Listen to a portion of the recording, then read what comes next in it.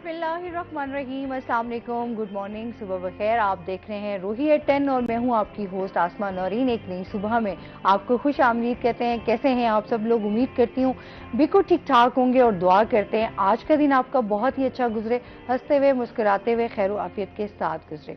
और इसी के साथ जो है ईद की तैयारियां जोरों शोर से चल रही हैं। आपको पता है कि ईद उल अजहा जो है वो बिल्कुल अब करीब है। जानवरों की खरीदो फरोख्त के हवाले से हमने देखे कि मवेशी मंडियां जो हैं वो सजाई गई हैं, लेकिन एक लिहाज से मैं ये भी देख रही हूँ कि जितनी गर्मी पड़ रही है और जिसकी वजह से जो है लोग उसकी वजह से भी बहुत ज़्यादा परेशान हैं, तो स्पेशली जानवरों का भी बहुत ज़्यादा ख्याल रखें। इसमें जितना आप इंसानों का होता है ना कि एक दूसरे का ख्याल रखना चाहिए माजरत के साथ, उसी में ये होता है कि आपको जानवरों का भी उतना ही ख्याल रखना चाहिए इस गर्मी के मौसम में जो है। स्पेशली जैसे यहाँ पर हमारे जो इक़दाम किए जाते हैं इंतज़ामिया को, उस हवाले से जो है वो चेक एंड बैलेंस जो है वो लाजमी रखना चाहिए ताकि लोगों के लिए भी आसानियाँ हो सकें और जानवर भी जो है ना वो कंफर्टेबल रहें।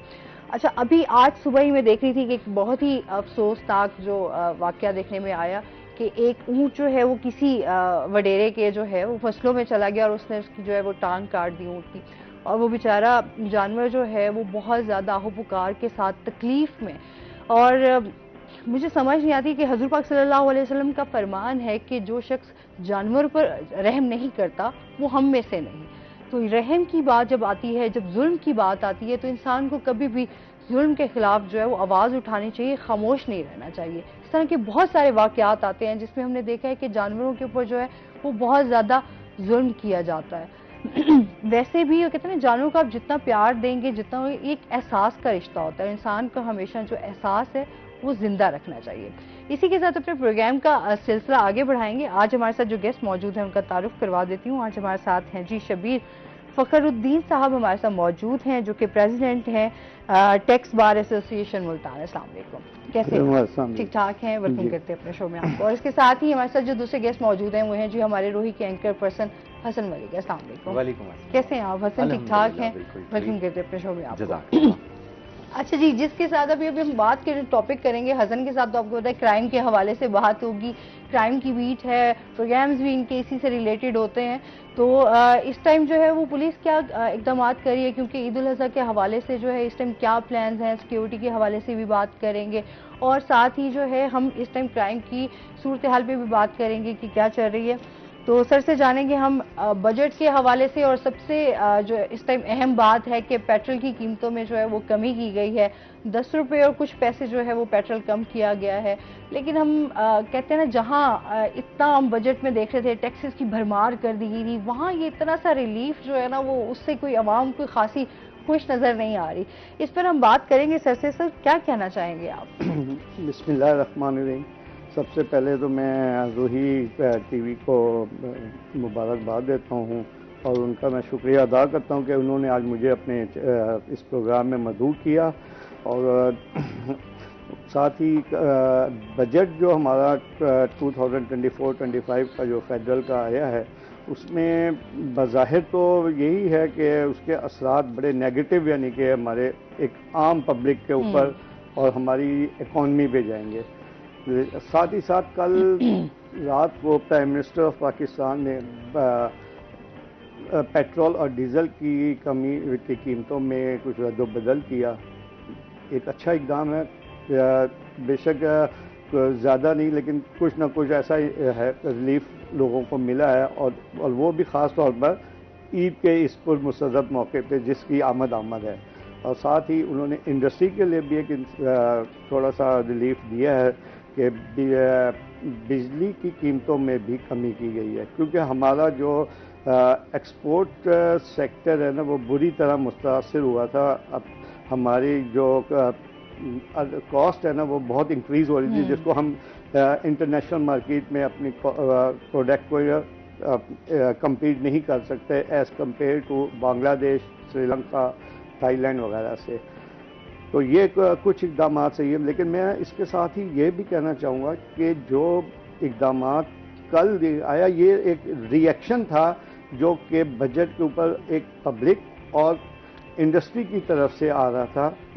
उसको मद्देनज़र रखते हुए किया गया कि क्या ही अच्छा होता कि अगर ये बजट के मौके पे ये ऐलान किया जाता तो उसका एक इम्पैक्ट बड़ा डिफरेंट आना था। एनी हाउ ये हुकूमत की अपनी तरजीहात होती हैं, जो भी है उन्होंने बेहतर किया। बाकी जहाँ तक आप देख जो बजट का एक इन्होंने एक टारगेट रखा है 18,887 बिलियन का टारगेट है हमारा, जिसमें से हमारा रेवेन्यू कलेक्शन है जो इन्होंने एफबीआर को दिया है 12,970 billion. As compare to increase है तकरीबन 40% जो 2023-24 का रिवाइज जो एफबीआर का टारगेट 9,252 बिलियन। तो ये प्रेजेंट जो इस वक्त एफबीआर का रेवेन्यू कलेक्शन है इसमें भी शॉर्टफॉल है।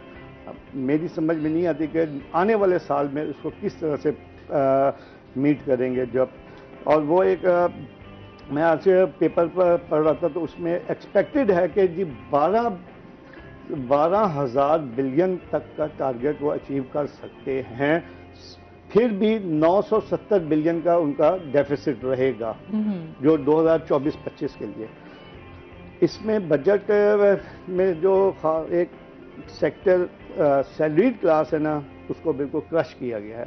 इतनी तनख्वाहें उसमें टैक्स लगाया गया है कि आम आदमी तो इंक्रीज 25% ज़रूर किया है, 20 या 25% ग्रेड 16 तक और 17 to 22 का 20% तक इंक्रीज किया है। साथ ही उन्होंने टैक्सेस बढ़ा दिए। और बिजली का कल ही इन्होंने नेपरा ने 5 रुपीज समथिंग उन्होंने उसकी एक्सेप्टेंस दी है। गवर्नमेंट को चाहिए कि अगर आप कुछ रिलीफ दे दें, कुछ लोगों को सुख का सांस लेने दें। इतनी जल्दी यानी कि ठीक है हम कमिटमेंट्स हैं गवर्नमेंट की आईएमएफ के साथ, आईएमएफ की किस्त लेनी है, उसके बाद पता नहीं ये कैसे वो करेंगे, बहुत मुश्किल हालात यानी कि वो हो जाएंगे। इसमें दूसरा बजट में जो एक सबसे अहम बात है कि जितना रेवेन्यू हम टारगेट किया हुआ है कि ये 18 बिलियन समथिंग का 9,775 रुपए इंटरेस्ट और हमने किस्तें पे करनी है। और इसमें डिफेंस का जो आपने रखा है 2,210 बिलियन का डिफेंस बजट है, और उसको आप कंपेयर करेंगे अपना एजुकेशन और हेल्थ, वो बड़ा एक मैग्नीट्यूड यानी कि वो उस एलोकेशन की गई। मैं तो ये कहता हूँ कि अगर किसी कौम की तरक्की देखनी है ना, इन दो सेक्टर पे चले हैं, एजुकेशन और हेल्थ पे। लेकिन बदकिस्मती है हमारी, हम तो इससे ही महरूम है। अच्छा जी, एक कॉलर है हमारे साथ। अस्सलाम वालेकुम। ओहो, कॉल ड्रॉप हो गई है। अच्छा जी, हसन से जानेंगे। हसन, ईद उल अजहा के हवाले से जो है इस टाइम काफ़ी तैयारियां चल रही हैं, उस हवाले से भी बात करेंगे कि इस टाइम सिक्योरिटी की क्या हालात हैं मवेशी मंडियों में। बिस्मिल्लाहिर्रहमानिर्रहीम, thank you so very much. सबसे पहले तो ईद की आमद है।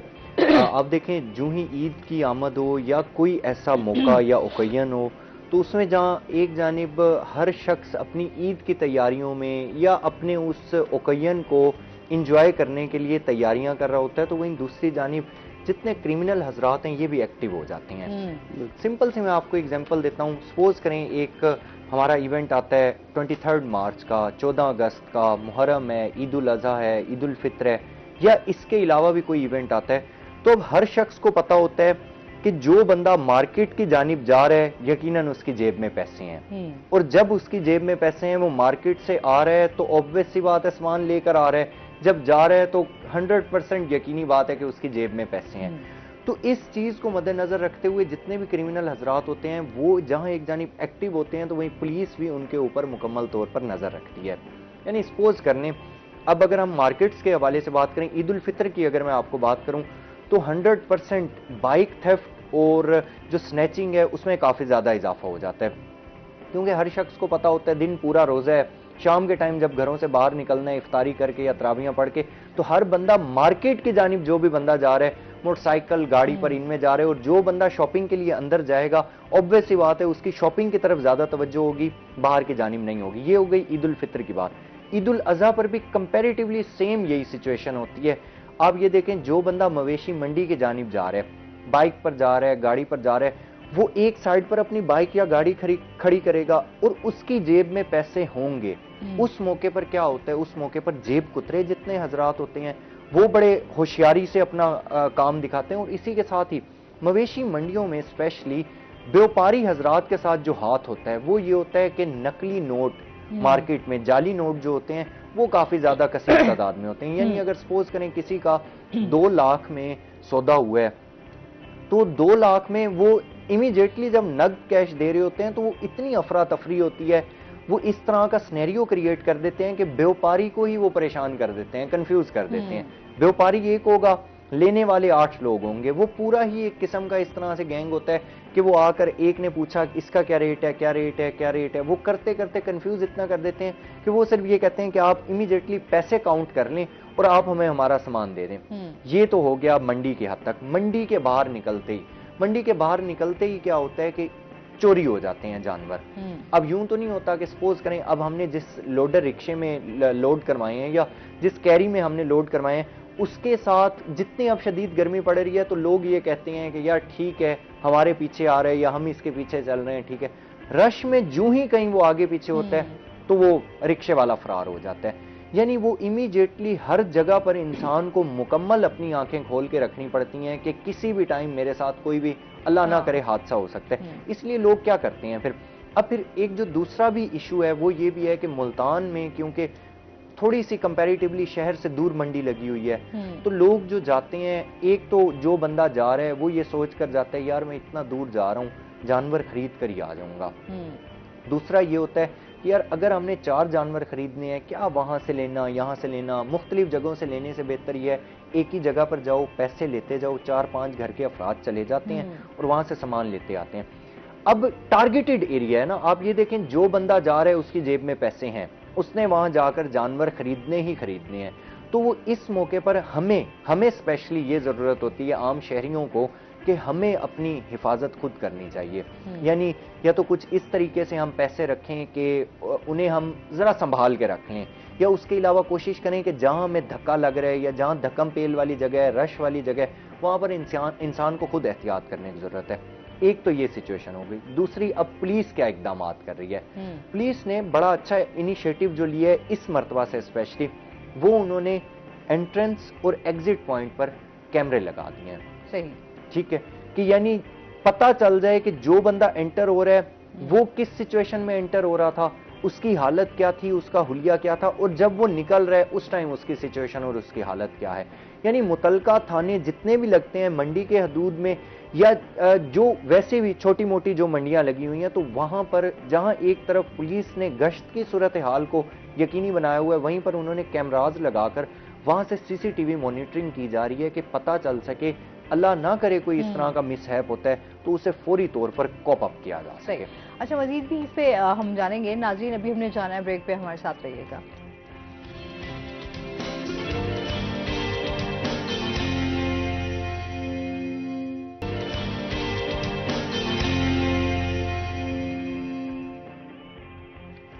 वेलकम बैक नाजरीन, रूही एट 10 में आपको खुश आमदीद कहते हैं। अच्छा जी, जहां हम बात कर रहे हैं ईद उल अज़हा की तैयारियों के हवाले से, वहीं पर हमारी जो है वो बजट के हवाले से भी बात हो रही है, टैक्स।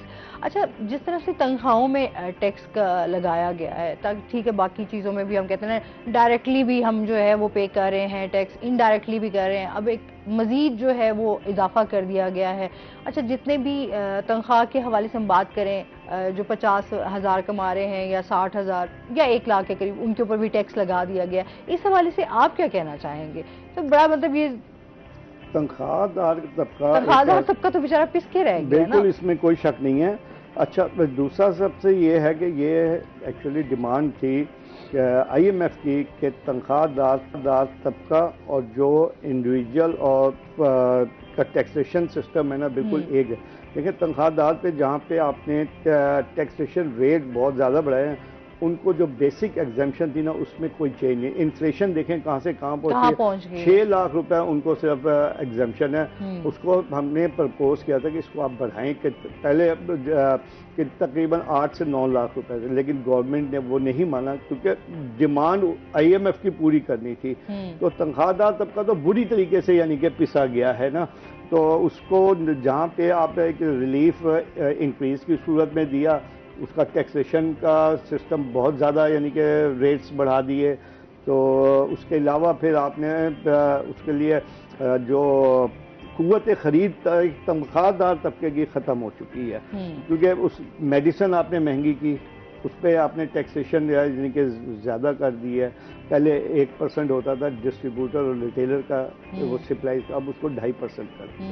इसी तरह से और कई ऐसी चीज़ें हैं जो कि डायरेक्ट उसका इफेक्ट एक आम आदमी पे पड़ेगा। और मसला एग्रीकल्चर प्रोड्यूस भी है, उसके अलावा कुछ ये फीड्स वगैरह हैं वो इंक्रीज हो गया है। उसके अलावा आपने 2 चीज़ें हैं, 236G टैक्सेशन और एक 236H। इसको पहले ये एक लिमिटेड यानी कि एस्पेक्ट था कि मुख्तलिफ उनको क्लास ऑफ पर्सन या पे यानी कि अब इसको भी ओपन कर दिया। तो ये चीज़ें डेफिनेटली आम आदमी पे ही पड़ेगा। तो ये नहीं कह सकता कि जी ये अशरफिया पे है, अब में से घी है हर किसी ने लेना है। तो तनख्वाहदार तबके को गवर्नमेंट को सोचना चाहिए कि आपने जो उनको इंक्रीज दिया तो उस हिसाब से आप उसको फैसिलिटी भी दें। हाँ, अच्छा, रिलीफ तो कहीं पे भी नहीं है ना इस टाइम। एक कॉलर है हमारे साथ। अस्सलाम वालेकुम। वालेकुम सलाम। आसमा कैसी हैं आप? मैं ठीक ठाक अल्हम्दुलिल्लाह, आप कैसे हैं? जी अल्लाह का शुक्र। अब्दुल अनान बात कर रहा हूँ हासिलपुर से। और आपका मैं प्रोग्राम देख रहा था तो बजट के हवाले से बातचीत चल रही थी। इसके अंदर एक चीज मैं ऐड करता चलूँ आसमा कि 3.5 साल चुके मैं गवर्नमेंट सर्वेंट हूँ। 3.5 साल जो मैंने पिछले गुजारे हैं ना आसमा, मुझे इस चीज का पता है कि वो दिन मैंने कैसे गुजारे। वो मुझे पता है कि वो मैंने घर की जो ग्रोसरी की चीजें कैसी पूरी की है। हमारी सैलरी उन सालों में 5% बढ़ती थी आसमा। इस दफा मैंने अपनी सर्विस में पहली दफा 25% देखा है, पहली दफा। और अल्लाह का शुक्र अदा कर रहे हैं कि ये जो PDM गवर्नमेंट आई है, इनकी मेहरबानी है कि इन्होंने कुछ तो सोचा है। और इस वक्त अगर ये जो टैक्स की बातें हो रही है ना, टैक्स अगर नहीं देंगे तो कहां से हमने मुल्क को चलाना है। और दूसरी बात ये है आसमा, एक बात बताओ, ये जो दुनिया के अंदर बातें बिखेर रहे हैं ना मुख्तलिफ चैनल्स पे बैठ के कि ऐसे हो गया, ये दादोशुमार हैं, ऐसे हो जाएगा। भाई हर बंदा ये तो बात कर रहा है, लेकिन जो वो कर रहे हैं उनके ऊपर तो कोई शाबाश दे के राजी नहीं है। लिहाजा इन चीजों को देखना पड़ेगा। रात पेट्रोल सस्ता किया है, बिजली की कीमतों में अगर कहीं इजाफा हो रहा है तो वहां पे सोलर पैनल उन्होंने जहां पे 70,000 की आसमा प्लेट थी, अब वो आप देखिए 20,000 पे आ गई है। क्या अब हम उतना भी नहीं अफोर्ड कर सकते? ठीक है, उन्होंने हर चीज को क्रैश डाउन किया है, ये चीजें हमें देखनी पड़ेंगी। तो उनकी बहुत मेहरबानी है। CM साहिबा बड़े अच्छे स्टेप्स ले रही हैं, प्राइम मिनिस्टर साहब बड़े अच्छे स्टेप्स ले रहे हैं। अब एक दफा दूध की नहर है तो कोई बहा नहीं देगा, लेकिन हमने इस गवर्नमेंट को सपोर्ट करना है, हर बंदे को करना पड़ेगा। क्यों करना है? क्योंकि ये किसी की जाती गवर्नमेंट नहीं है, ये पाकिस्तान के लिए काम कर रहे हैं। स्पोर्ट अगर हम ना भी करे तो हो ही जाएगा। स्पोर्ट करने की जरूरत हम हमारे कुछ चाहने या ना चाहने से कोई इतना खास फर्क पड़ना नहीं है, स्पोर्ट खुद ही हो जाएगा। आसमा डेफिनेटली हमें इन चीजों से बाहर निकलना पड़ेगा। हमें जहां हमने 3.5 साल कख भी देखे रोड्स के ऊपर किसी ने मेंटेनेंस नहीं की 3.5 साल में। आसमा आप अपने घर के रोड की हालत तो जाके देखें, हम दूर की बातें करते ही नहीं है। आप ये जो आपके गेस्ट बैठे इनसे पूछे इनके सीवरेज के क्या हालात है। लेकिन अब गवर्नमेंट आई है, अब गवर्नमेंट काम कर रही है, गवर्नमेंट के साथ हर बंदे को खड़ा होना पड़ेगा। आप अमेरिका में जाए, यहाँ पे अमेरिका की बैठ के बातें करते हैं, यूरोप की बातें करते हैं, एक एक बंदा टैक्स के अंदर पीछा पड़ा है। लेकिन वो इसलिए यहाँ पे इनकी बातें जरा अच्छी लगती हैं कि हमारा पैसा जरा उसका वैल्यू जरा कम है। वो जब पैसे आते हैं तो वो कहते हैं जी बड़े पैसे आ रहे हैं। हाँ हन्नान, मैं आपकी बात करूँ, यहाँ बात सारी वाकई के ठीक है, बाहर के ममालिक की बातें हो रही होती हैं, लेकिन वहाँ वो फैसिलिटेट भी तो कर रहे हैं ना। अगर वो टैक्स पे कर रहे हैं तो फिर उनको फैसिलिटीज बहुत सारी मिल रही है ना, हमें क्या मिल रहा है? हम लोग हमें बताओ, सेहत के हवाले से हमारे मसाइल हैं, एजुकेशन के मसाइल हैं और बहुत सारी हमारी दीगर जरूरियात है। जी जी मैं जल्दी से कंक्लूड कर देता हूँ। हमें भी यहाँ पे फैसिलिटीज मिलती है, लेकिन हम लोग यहाँ पे बताऊँ क्या करते हैं, जब किसी इदारे में जाते हैं तो हम कहते हैं भाईजान सिर्फ हमें दे दें, बेशक चोर रास्ते से दे दें। हमने कभी डॉक्यूमेंटेशन को फॉलो अप नहीं किया, हमने कभी रूल्स एंड लॉ को फॉलो अप नहीं किया, कभी हमने लाइन में लगना पसंद नहीं किया, कभी हमने किसी के हक तलबी करने से गुरेज नहीं किया। जब हम ये काम खुद नहीं छोड़ते तो हमें कहाँ से हक मिल जाएगा? हम सिर्फ हक तलफी करेंगे। लिहाजा रूल एंड लॉ को फॉलो हर बंदे को करना पड़ेगा। कानून में हर चीज और सबको सब कुछ मिलता है। ठीक है हनान, आपका बहुत शुक्रिया, आपने अपनी राय का इजहार किया, बहुत शुक्रिया आपका। अच्छा, जाहिर सी बात है जहां अगर थोड़ा रिलीफ मिल रहा है तो वो जाहिर सी बात है, हम जहां पे जिस मुल्क में रह रहे हैं वहां बहुत सारे चैलेंजेस का सामना है, आए दिन कुछ ना कुछ मसाइल रहते हैं। मतलब रोज आप सुबह उठे तो आपके लिए एक नया चैलेंज होता है जिसको आपको फेस करना पड़ता है। तो ये बड़ा आसान होता है, बहुत सारी चीजें, जाहिर सी बात है हुकूमत के लिए भी बहुत सारे चैलेंजेस होंगे। एक दफा जितने हम लोग 3 साल से इतनी चीजें जो है हमारी बिखरी हुई थी उनको समेटने में टाइम लगेगा, लेकिन जाहिर सी मुश्किल, आवाम आखिर कुछ तासुर जो है या अपनी जो बहुत सारी चीजें राय का इजहार जो है वो कर देती है। अब लोग तकलीफ में भी हैं, बहुत सारे तबका जो है वो बहुत ज्यादा इससे मुतासिर हुआ है, ऐसे ही है सर? जी, इसमें एक कॉलर का मैंने सुना है, तो उन्होंने जो कहा है कि जी टैक्स हमें देना चाहिए, इसमें कोई शक नहीं कि टैक्स के बगैर कोई मुल्क नहीं चलता। लेकिन हमारे यहाँ क्या प्रॉब्लम ये है कि ये जो नॉन फाइलर्स है ना, गवर्नमेंट इस तरफ कोई तवज्जो ही नहीं दे रही कि टैक्स नेट को किस तरह से बढ़ाए। मैंने ये इन्होंने रिसेंटली एक ताजर दो स्कीम यानी कि इंट्रोड्यूस की। आप टैक्स लेना चाहते हैं तो टैक्स उस तरह से लेके कोई खुशी से दे, हाँ। तो मैंने उनको प्रपोजल लास्ट ईयर भी दी, इस दफा भी, कि जी जब तक आप एक ताजिर या को कुछ इंसेंटिव नहीं देंगे ना, कभी भी आपका टैक्स नेट नहीं बढ़ेगा। आप टैक्स में लाएं, नॉमिनल एक अमाउंट रखें, मिनिमम यानी कि उनको टैक्स की तरफ मुतवज्जो तो करें ना। हाँ। आप शुरू में ही कहते कि जी आपने 1250 रुपए मिनिमम देना ही देना है बिजली के बिलों में। भाई 1250 को आप पूरे साल पे लेके जाए ना, कितना बनता है? तकरीबन वो 21,000 रुपीज बिजली का ऊपर से एडिशनल टैक्स पड़ जाएगा। तो ये चीजें थोड़ा सा आप रैशनलाइज करके उसको करेंगे। जो नॉन फाइलर का है, ठीक है, हमारे मुल्क में क्या हुआ है हेल्थ पे पिछले 2-4 सालों से कि लोगों ने NTN नंबर लिए सिर्फ पर्पस के लिए कि ये कोई प्रॉपर्टी खरीदनी है, उसको मैं NTN होल्डर पहले था, फिर ये हुआ फाइलर। उन लोगों ने जैसी तैसे वो रिटर्नें फाइल की, जिसका इनके पास FBR के पास कोई मैकेनिज्म ही नहीं था उसको चेक आउट करने। बात करते हैं, कॉलर है हमारे साथ। अस्सलाम वालेकुम। वालेकुम अस्सलाम, मैं Chaudhry Shahid Saleem, senior vice president Pakistan tax bar Multan से बोल रहा हूँ। मैडम जी जी जी, क्या कहना चाहेंगे?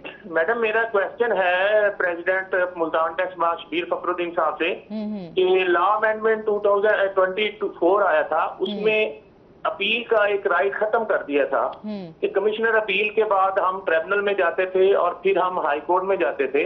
अब इन्होंने कर दिया है कि कमिश्नर अपील के फौरन बाद आप जाएंगे हाई कोर्ट में, और उसकी अपील फीस 50,000 रुपए रख दी है, जो पहले 100 रुपए होती थी। अब छोटा टैक्स पेयर जिसको 1,50,000 5 लाख टैक्स लगता है इलीगली, वो अगर अपील में कमिश्नर अपील साहब के पास जाता है और वो रिजेक्ट कर देता है तो स्टेट वे उसे 50 रुपए अपील फीस रेफरेंस के लिए हाई कोर्ट में देनी होगी और फिर वकील को फीस देगा। वो कैसे बेचारा करेगा? तो ये एक फंडामेंटल राइट था कि एक टैक्स पेयर को 3 अपील के चांस मिलने चाहिए थे, कमिश्नर अपील, एपलेट ट्रिब्यूनल और हाई कोर्ट। एक उसमें से छीन लिया गया है। तो मेरी सदर साहब से भी गुजारिश होगी कि इस पे रोशनी डालें कि आया ये टैक्स पेयर के साथ सही करें ये लोग। ठीक है जी, बहुत शुक्रिया कॉल करने का। जी सर, ये शाहिद साहब का जो क्वेश्चन है बिल्कुल सही है। इससे पहले ये रिसेंटली यानी कि अप्रैल में इन्होंने tax law amendment act 2024 introduce किया। उसका बैकग्राउंड ये था कि गवर्नमेंट को ये कहा गया कि जी 27 अरब रुपए, 27,000 अरब रुपए और हमारे इसमें अपीलों में फंसे हुए हैं। उसको स्पीड अप करने के लिए इन्होंने क्या किया कि लोगों का पहले वो 3 यानी कि अपील के राइट्स होते थे, रिड्यूस करके 2 कर दिया। फॉर एग्जांपल अगर मेरा एक असेसमेंट हुई है 10 लाख रुपए, तो मैं उसके खिलाफ कमिश्नर अपील के पास जाता था, वो अब भी बाकी कायम है। लेकिन अगर मेरी वो अपील वहाँ पे रिजेक्ट हो जाती थी तो पहले हम जाते थे अपीलेट ट्रिब्यूनल, इनलैंड रेवेन्यू, वो फोरम हमें ख़त्म करके डायरेक्ट हाई कोर्ट में कर दिया कि जो कि सरासर नाइंसाफ़ी, और वो रेफरेंस की फीस जो है ना 50,000 रुपीज़। देखिए, एक आम आदमी, एक आम टैक्स पेयर जिसका 2 लाख रुपए अगर टैक्स लगा हुआ हो तो वो 50,000 तो पहले फीस भरे, फिर जो उसके डॉक्यूमेंट्स के खर्चे, वकील की फीस, वो सब मिला के उसके साथ ये बहुत ज्यादती की है। तो हमने अपने बार लेवल्स पे, पाकिस्तान टैक्स बार लेवल ने इस पर एहतजाज किया कि जी ये आपने क्या, यानी कि कोई इसमें आपकी लॉजिक है, जो एक हम फंडामेंटल राइट है उसको आप खत्म कर दें, तो ये नाइंसाफ़ी। और इंशाल्लाह इसमें हम पूरी कोशिश कर रहे हैं बार्स लेवल पे इसको किसी तरीके से इस मसले को हल किया जाए। सही, तो मज़ीद भी इस हवाले से बात करेंगे। नाज़रीन, अभी हमने जाना ब्रेक पे, हमारे साथ रहिएगा।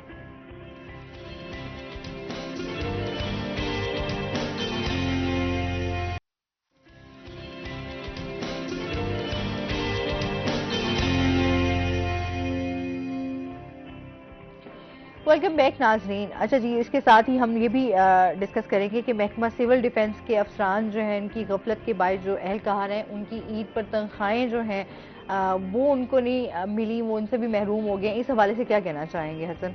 ये बड़ा हॉट इशू था जिसको सबसे पहले हाईलाइट करने वाले भी हम लोग थे, यानी रोही के प्लेटफॉर्म पर यह हाईलाइट हुआ था कि जो सिविल डिफेंस के रजाकार हैं वो पिछले 6 से 7 माह की तनख्वाहों से महरूम हैं। उनका एहतजाज भी हमने रिकॉर्ड किया, हमने मुतलका अफसरान का भी मौक़िफ़ लिया, और उसके बाद ये कमिश्नर, डिप्टी कमिश्नर तक भी हमारी बात पहुंची, वहां से फिर वो फाइनेंस सेक्रेटरी तक, और वो यानी जितना भी मैकेनिज्म था वो उनकी वहां से तनख्वाहें रिलीज हो गई ड्यू टू प्लेटफॉर्म ऑफ रोही। उसके बाद अब 6 माह की तनख्वाहें रिलीज हो गई उनकी। अच्छा, अब आप ये देख लें, इन 6 माह में गुज़िश्ता ईद भी गुजरी है, उस पर भी वो जितने रजाकार थे वो तनख्वाहों से महरूम थे। उस टाइम तक 4 माह थे, अब हो गए 6 माह टोटली।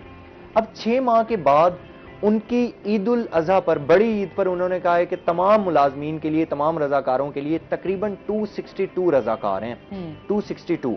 और अब आप ये देख लें, अगर 260 लोग हैं, 262 लोग हैं, तो 262 लोग नहीं है, 262 खानदान है जिनकी ये ख्वाहिश होगी, उम्मीद होगी कि जी हमारे घरों में हमारे वालिद को, भाई को, जिसको भी तनख्वाह मिलेगी तो हम ईद की शॉपिंग भी कर सकेंगे, हम अपने घर का सर्कल भी चला सकेंगे। रिलीज हो गए फंड्स। वहां से फंड्स रिलीज होने के बाद हुआ क्या, यहां पर जो ही आए हैं तो जितने भी बैंक ऑफ पंजाब के उनके लोगों के अकाउंट्स थे उसमें तो अफसरान की मिली भगत के साथ ट्रांसफर हो गए हैं, बाकी दीगर जितने भी बैंक्स में थे वहां पर ट्रांसफर नहीं हो सके। यानी कल तक की लास्ट डेट थी, यानी बैंक खुले हुए थे सारे, आज भी कुछ बैंक्स खुले होंगे, लेकिन सिर्फ अब पॉइंट जो है हमारा वो सिंपल सा ये है कि आप ये देखें कि फंड्स आ भी गए, तनख्वाहें आ भी गई, लेकिन उसके बावजूद भी उन तक नहीं पहुंचे। एक कॉलर है हमारे साथ। अस्सलाम वालेकुम। वालेकुम सलाम जी, कौन बात कर रही है? जी, ये मरीम नवाज से बात हो सकती है? आप आंसर नहीं है आप? नहीं, मरीम नवाज से अभी कैसे बात हो सकती है आपकी? देखे, उन्होंने ये टीवी पे बताया कि किसका 100 यूनिट होगा उसे 1 प्लेट फ्री मिलेगी। हमारा तो इतना बिल घर में ना एसी चल रहा है ना सूट चल रहा है। एक हुमैरा मलिक का नाम क्या है, एक फारूक और एक खालदा के नाम का बिल, इतना बिल उन्होंने दे दिया है। 15,000 एक का आया है, 11,000 एक का आया है। हम गरीब कहाँ जाए? अभी आप क्या कहना चाहती हैं इस हवाले से? ये खुदकशी करवाना चाहते हैं तो वो हम कर लेते हैं। अल्लाह रहम करे। इस तरह के हालात, चैलेंजेस आते हैं, लेकिन इसका मतलब ये नहीं है हरगिज़ कि आप हो गए। लेकिन खुदकुशी आपको पता है कि हराम है इस्लाम में भी, और सबसे पहले तो है वो कहते हैं हालात का मुकाबला करना चाहिए इंसान को। ये देखें, हालात मुकाबला हम कर रहे हैं ना, ये मजबूर हमें कर रहे हैं कि आप ना खुदकशी कर लो, हमारी बिजली भी कुछ बचत हो जाएगी। अच्छा, उससे उनको कुछ फर्क नहीं पड़ना। आप अगर कोई इस तरह का स्टेप लेंगे, इससे हुकूमत को तो कोई फर्क नहीं पड़ेगा ना। आप सफर करेगा तो आपका खानदान सफर करेगा, पीछे फैमिली होगी, तो ये तमाम चीजें इंसान को सोचनी चाहिए। मैं दिल की मरीज हूँ, मैं कूलर भी नहीं चला सकती। अल्लाह ताला आपको सेहत दे, अल्लाह ताला आपको सेहत दे। आप अपना ख्याल रखें। इस तरह के जो आपका नंबर आ रहा था, रूही चैनल पे नंबर आ रहा था, मैंने इसलिए आपको फोन किया है। बहुत शुक्रिया आपके कॉल का। हमारी कुछ करें, मदद करें हम ये हमारी। जी इंशाल्लाह जरूर जो है जो लोग सुन रहे हैं हुक्मरान तक भी आपकी बात जो है वो हम कोशिश होती है हमारी इस प्लेटफॉर्म के जरिए जो है ना। में रहते हैं, ठीक है, मुल्तान में, ठीक है, पुरानी तहसील है इधर उस्मानाबाद कॉलोनी से मैं बात कर रही हूँ। ठीक है जी, बहुत शुक्रिया कॉल करने का। अच्छा, मतलब जाहिर सी बात है लोगों के हालात इतने सख्त हैं, जाहिर सी बात है जिसकी तनख्वाह अगर 20,000 होगी या 18,000 होगी या कोई 10,000 कमा रहा होगा या दिहाड़ीदार मजदूर होगा, तो उस हवाले से उन लोगों के लिए जो है वो मुश्किलात मजीद बढ़ गई हैं। मतलब एक वक्त की रोटी खाना भी जो है लोगों के लिए मुश्किल हो चुका है। अच्छा, एक तबका ऐसा है जिसको कोई फर्क नहीं पड़ता, जो मांग के भी रहे, उसको यह है कि यार टैक्स देना है नहीं देना, अब बिजली महंगी हो रही है नहीं हो रही, गैस का बिल आ रहा है या नहीं आ रहा, उन्हें इन चीज़ों से कोई फर्क नहीं पड़ेगा। अगर मुतासिर हो रहा है तो जाहिर सी बात है कि जो मिडिल क्लास फैमिलीज हैं, हम जैसे लोग हैं, वो हम मुतासिर हो रहे हैं। जो हम कमा रहे हैं दिन, अब जाहिर सी बात है लोगों के लिए अब क्या है कि गैस की कीमतें बढ़ जाएंगी, बिजली महंगी होगी है तो बिल आएंगे तो वो हमने देने हैं। तो हालात जो है वो बहुत ज़्यादा इस टाइम जो है वो मुश्किल ज़रूर है, लेकिन खुदारा उसके साथ साथ आपने अपना ये भी ख्याल रखना है कि कोई इस तरह का स्टेप नहीं उठाना जिससे आप अपने आप को तकलीफ पहुंच जाए। मैं इन्हीं की बात को आगे बढ़ाऊंगा। मुझे एक बात याद आ गई है, मैंने बचपन में कहीं पढ़ी थी कि सबसे ज़्यादा इंसान के लिए मुश्किल लम्हा कौन सा होता है। वो इंसान के लिए ये होता है कि गुर्बत में बीमारी आ जाए। हाँ। यानी आप गरीब हों, गुर्बत की सिचुएशन में सफ़र कर रहे हों और फिर आपको बीमारी आ पकड़े। हाँ। तो उस टाइम पर इंसान के लिए सबसे ज़्यादा मुश्किल लम्हा होता है। ना इंसान किसी के आगे हाथ फैला सकता है, ना किसी को डिस्कस कर सकता है। अपना पेट काट कर अपने पेट पर पत्थर बांध के इंसान कोशिश करता है कि मैं सरवाइव करूं। बीमारी अल्लाह ना करे लंबी हो जाए तो उसमें इंसान फिर मायूसी की ही तरफ चला जाता है। इंसान ये कहता है यार ना मेरे पास खाने के लिए कुछ है, ना मेरे पास पहनने के लिए कुछ है, कुछ भी नहीं है, तो फिर सारा का सारा जो खर्चा है, जितनी मैं कमा रहा हूँ या जो कुछ भी कर रहा हूँ, वो सारा तो लग रहा है मेरी बीमारी पर। इससे बेहतर ये है कि इंसान कोई अल्लाह ना करे, वो फिर इंसान के जहन में नेगेटिव थॉट्स आती हैं। नेगेटिव थॉट्स ही इंसान को लीड करती हैं टुवर्ड्स, कोई शख्स फिर इसी हालात की वजह से सुसाइड अटेम्प्ट कर लेता है, कोई नेगेटिव वे को यूज कर लेता है, नेगेटिविटी भी बढ़ जाती है। अच्छा जी, कॉलर है हमारे साथ। अस्सलाम वालेकुम। वालेकुम अस्सलाम, क्या हाल है आसमा? मैं बिल्कुल ठीक ठाक। मैं निगत बोल रही हूँ। अब आपकी आवाज से मुझे पता चल जाता है कि निगत कॉल कर रही है। ये बेटा सबसे पहले तो आपको, आपकी टीम को एडवांस ईद मुबारक। खैर मुबारक, आपको भी बहुत बहुत ईद मुबारक। बहुत शुक्रिया, बहुत शुक्रिया। अच्छा, आपके प्रोग्राम की तो जाहिर बात है तारीफ करनी है, बेहतर से बेहतर होता जा रहा है, बहुत अच्छा हो रहा है, खुशी होती है। बहुत शुक्रिया, बहुत शुक्रिया।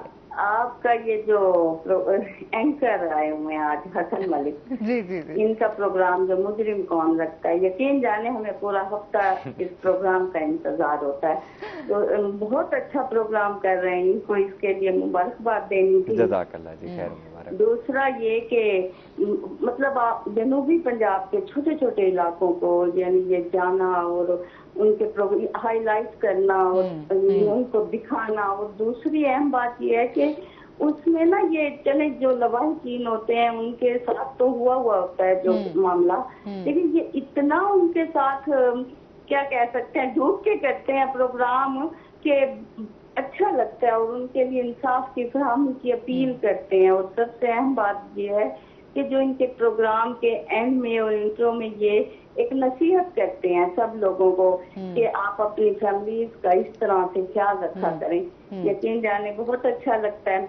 आपके ये जो नौजवान जितने भी आ रहे हैं सब बहुत अच्छे प्रोग्राम कर रहे हैं, बहुत और शुक्रिया। खासकर हसन मलिक का ये प्रोग्राम हमारी पूरी फैमिली को यकीन जाने पूरा हफ्ता इंतजार होता है इनके प्रोग्राम का।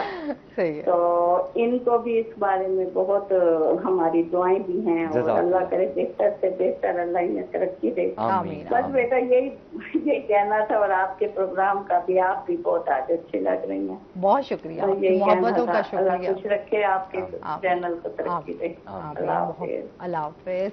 हमारी रेगुलर कॉलर हैं जी, और निगत जब भी आती हैं बड़ा प्यार और बड़ी दुआएं देती हैं, तो बड़ा अच्छा लगता है। और आज आप तो ये हसन देखें ना, हमें लग रहा है हसन की जो है ना फैन फॉलोइंग जो है ना वो दिन ब दिन बढ़ती जा रही है। अब ये देखें, ये जितने भी लोग हैं वालदा मोहतरमा की जगह पर होंगी, मेरी बड़ी बहन की जगह पर होंगी, तो यकीनन मैं आपको एक बात बताता हूँ कि ये लोग हमारे लिए ऑक्सीजन का काम करते हैं। ये हमें नहीं पता होता, हम सिर्फ स्क्रीन पर आ रहे होते हैं, नहीं पता होता कौन कहाँ से बैठकर देख रहा है और कौन कितनी दुआएं दे रहा है, ये नहीं पता होता। मैं अक्सर एक बात करता हूँ कि हम लोग फेस ऑफ सोसाइटी हैं, हम लोग आईज और हम लोग एयर्स ऑफ सोसाइटी हैं। हम लोग जो दिखाएंगे बताएंगे वही ही सोसाइटी को पता चलेगा। कोशिश होती है कि इंसान नेगेटिविटी को छोड़कर पॉजिटिविटी को प्रमोट करे। मैं अपने प्रोग्राम में भी कोशिश करता हूं कि एक मैसेज दूं, जरूर पूरे प्रोग्राम के एंड पर मैं ट्राई होती है मेरी कि मैं लोगों को बता सकूं कि आज का जो हमने आपको प्रोग्राम दिखाया इसका मकसद क्या था।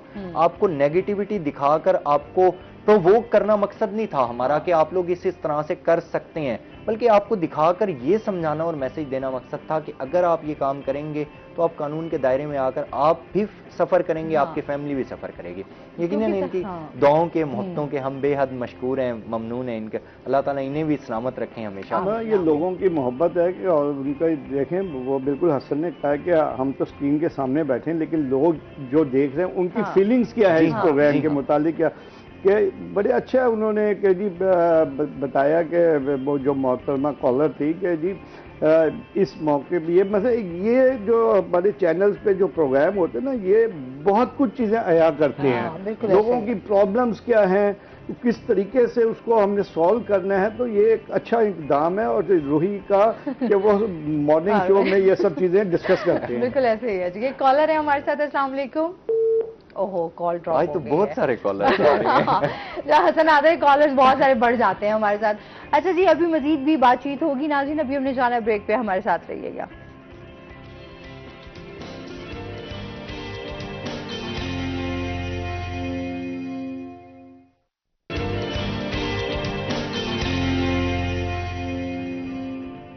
वेलकम बैक नाज़रीन। अच्छा हसन, आपने ईद की तैयारियां कर ली हैं? ईद की तैयारियां हो गई हैं, जानवर खरीद लिए हैं, उनकी देखभाल कर रहे हैं। क्योंकि बचपन से मैं आपको बताता चलूं, बचपन से ही, यानी अभी मैं काफ़ी छोटा था और दादाबू ना तकरीबन 1-1.5 माह पहले जानवर खरीद लेते थे। उस टाइम सर्दियां थी, उस टाइम तो देखभाल भी हम बहुत अच्छे तरीके से करते थे। अब चूंकि गर्मियां भी आ गई हैं, लेकिन अभी भी जानवर खरीद लिए हैं, जानवरों की देखभाल कर रहे हैं, लगाव हो जाता है। इनफैक्ट कुर्बानी अच्छा, क्या होता है, भी वैसे यही है कि आपने जो उनके साथ आपका एक टाइम स्पेंड और आप उसका लुक आफ्टर करते हो, एक जानवर का ख्याल रखते हो और फिर उसको अल्लाह की राह में जो कुर्बान करना, इसी चीज, यही ही जज्बा और यही ही इनफैक्ट डेफिनेशन ऑफ कुर्बानी है कि आपकी जिस चीज के साथ मोहब्बत हो, उनसियत हो, जिस चीज के साथ आपने जिसको पाला पोसा हो, उसको अल्लाह की राह में कुर्बान करें, ये कुर्बानी है। कुर्बानी हमें दर्द ही इसी चीज का देती है। तो जानवर खरीद लिए, उनकी देखभाल कर रहे हैं। टाइम थोड़ा सा शॉर्ट होता है, लेकिन कोशिश ये होती है कि उन्हें प्यार करने, उनकी देखभाल करने और फिर उसके बाद। जानवर महंगे थे या सस्ते? जानवर ठीक थे, थोड़ा सा आपको पता है करना तो पड़ता है, बहस तकरार करनी पड़ती है, तो ठीक नॉर्मल है। मंडी इस टाइम नॉर्मल है। सर, आपने तैयारियां जी जी बिल्कुल जी, बजट को देख के आपने भी तैयारी नहीं देखें, बात ऐसी चीज़ें होती हैं कि जो हमारी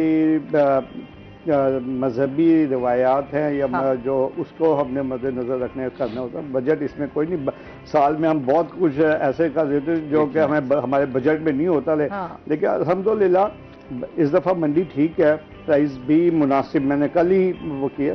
तो ये बल्कि एक और भी ये कुर्बानी हमें जो मैं सुनता हूँ कि कुर्बानी उसमें उस वक्त ज़्यादा मज़ा आता है जब आपने खुद जानवर जाके परचेज किया हो। बिल्कुल, आप अपने किस कसाई को कह दे या किसी अपने अजीज को यार मेरे लिए ले आना, वो मज़ा नहीं आता। लेकिन जब तक आप उसको खुद जाके नहीं खरीदेंगे ना, तो वो कुर्बानी, मैं कहता हूँ कुर्बानी कबूल ही उसी वक्त हमारी होती है। मैं तो खुद चांद रात को जो है ना, मैं निकली हुई होती हूँ अब्बा जी के साथ जो है, और लास्ट टाइम भी मैं खुद ही लेकर आई थी। तो यार ये आपको ये भी एक अच्छी हेल्दी एक्टिविटी होती है, इसमें भी आपको पता होता है कि जी आप जा रहे हैं, जानवर को जो है वो लेकर आ रहे हैं, उसमें भी आपकी मोहब्बत होती है। अच्छा सर, FBI के हवाले से भी जाना है, उसमें कुछ आप समझते हैं कि इस्लाहात करने की जरूरत है? देखें जी मैडम, FBI में इस्लाहात की बहुत शदीद ज़रूरत है इस वक्त, क्योंकि जो हमारे मौजूदा फिनांस मिनिस्टर उस पर काफ़ी जोर दे रहे हैं और गवर्नमेंट का भी है कि जी डिजिटलाइजेशन की तरफ हम जाएं, और उस सिलसिले में इन्होंने बाकायदा कोई फंड भी मुख्तस किए हैं। वो क्योंकि अब मुझे उसके साथ ये है कि जब ये आप करेंगे तो आप एफबीआर में प्रोफेशनल्स लोगों को लाएं। इस वक्त क्या होता है, अनफॉर्चुनेटली कोई डॉक्टर आ रहा है, कोई मैकेनिकल इंजीनियर आ रहा है, यार उनका क्या काम है इस प्रोफेशन में। अच्छा, ये तो अनाड़ियों को बिठा दें आप, जैसे अभी बहुत सारे कसाई भी मिल जाएंगे ना अनाड़ी की रिलेटेड लोगों को लेके आए। और बल्कि मुझे बड़ा अफसोस होता है कि हम ऑफिस जाते हैं ना तो उनसे पूछते हैं यार आपने क्या आपकी क्वालिफिकेशन, किसी ने MA इस्लामियात, MA मुताला पाकिस्तान सोशल, मतलब ये इस फील्ड नहीं है उनका। तो मैं आपके चैनल के तवज्जुह से एफबीआर और गवर्नमेंट को कहूंगा कि आप इसमें प्रोफेशनलिज्म को इंडक्ट करें, ताकि उनको पता होगा कि ये हमने इस महकमे को किस तरीके से चलाना है। दूसरा इस मौके पे मैं कि हमारा इस वक्त क्या हो रहा है कि 2018 टाइम बार्ड हो रहा है 30 जून को। इस 5 साल का पीरियड होता है, रिटर्न फाइल करने के बाद आपको 5 साल दिए जाते हैं।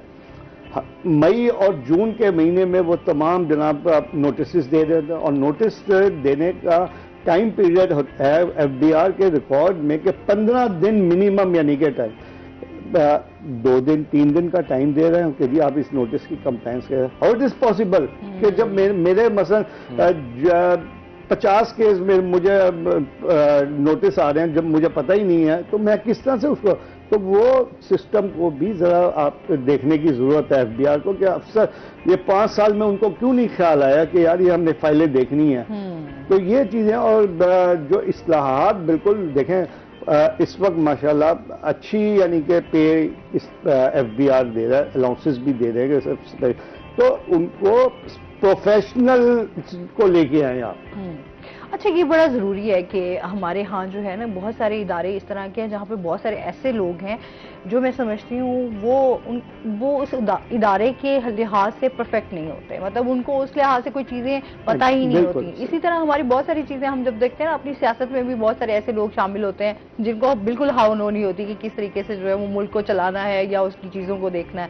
तो फिर क्या होता है, उसके बाद जो है हम इदारों की जो सूरत हाल देख रहे होते हैं, फिर वहाँ पर हमें करप्शन भी नज़र आ रही होती है, वहाँ पर हमें फंड्स के हवाले से भी मसाइल आ रहे होते हैं, वहाँ हमें स्टाफ के हवाले से भी मसाइल आ रहे होते हैं। तो बहुत सारी चीज़ें जो हैं वो इस तरह की नज़र आती हैं कि फिर हम कहते हैं कि, फिर मैं आती हूँ कि हमेशा कहती हूँ सवालिया निशान हमारा जो है ना वो हमारा होता है कि क्या करना है आगे, क्या सिस्टम को बेहतर कर सकते हैं।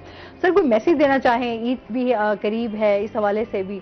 मैं इस मौके पे गवर्नमेंट को एक तजवीज़ दूंगा टैक्सेशन के हवाले से, कि आप लोगों को जहन में जब तक ये नहीं डालेंगे कि हमें टैक्स देना चाहिए, उसके लिए मैंने बहुत अरसे से मेरे जहन में है कि गवर्नमेंट को इसको मिडिल लेवल से आप एक सब्जेक्ट के तौर पे इंट्रोड्यूस करें टैक्सेशन को, 8th क्लास से मैट्रिक, ताकि बच्चों को जब आप शुरू से जहन में होगा ना कि टैक्स देना है तो उनको भी पता होगा कि इसके फायदे नुकसानात दोनों बताएं। देखें, कौम बगैर टैक्स के नहीं चल सकती। बिल्कुल, ये नॉन फाइलर का हमारे मुल्क में जो चक्कर चला हुआ वर्ल्ड में कहीं पे भी नहीं है।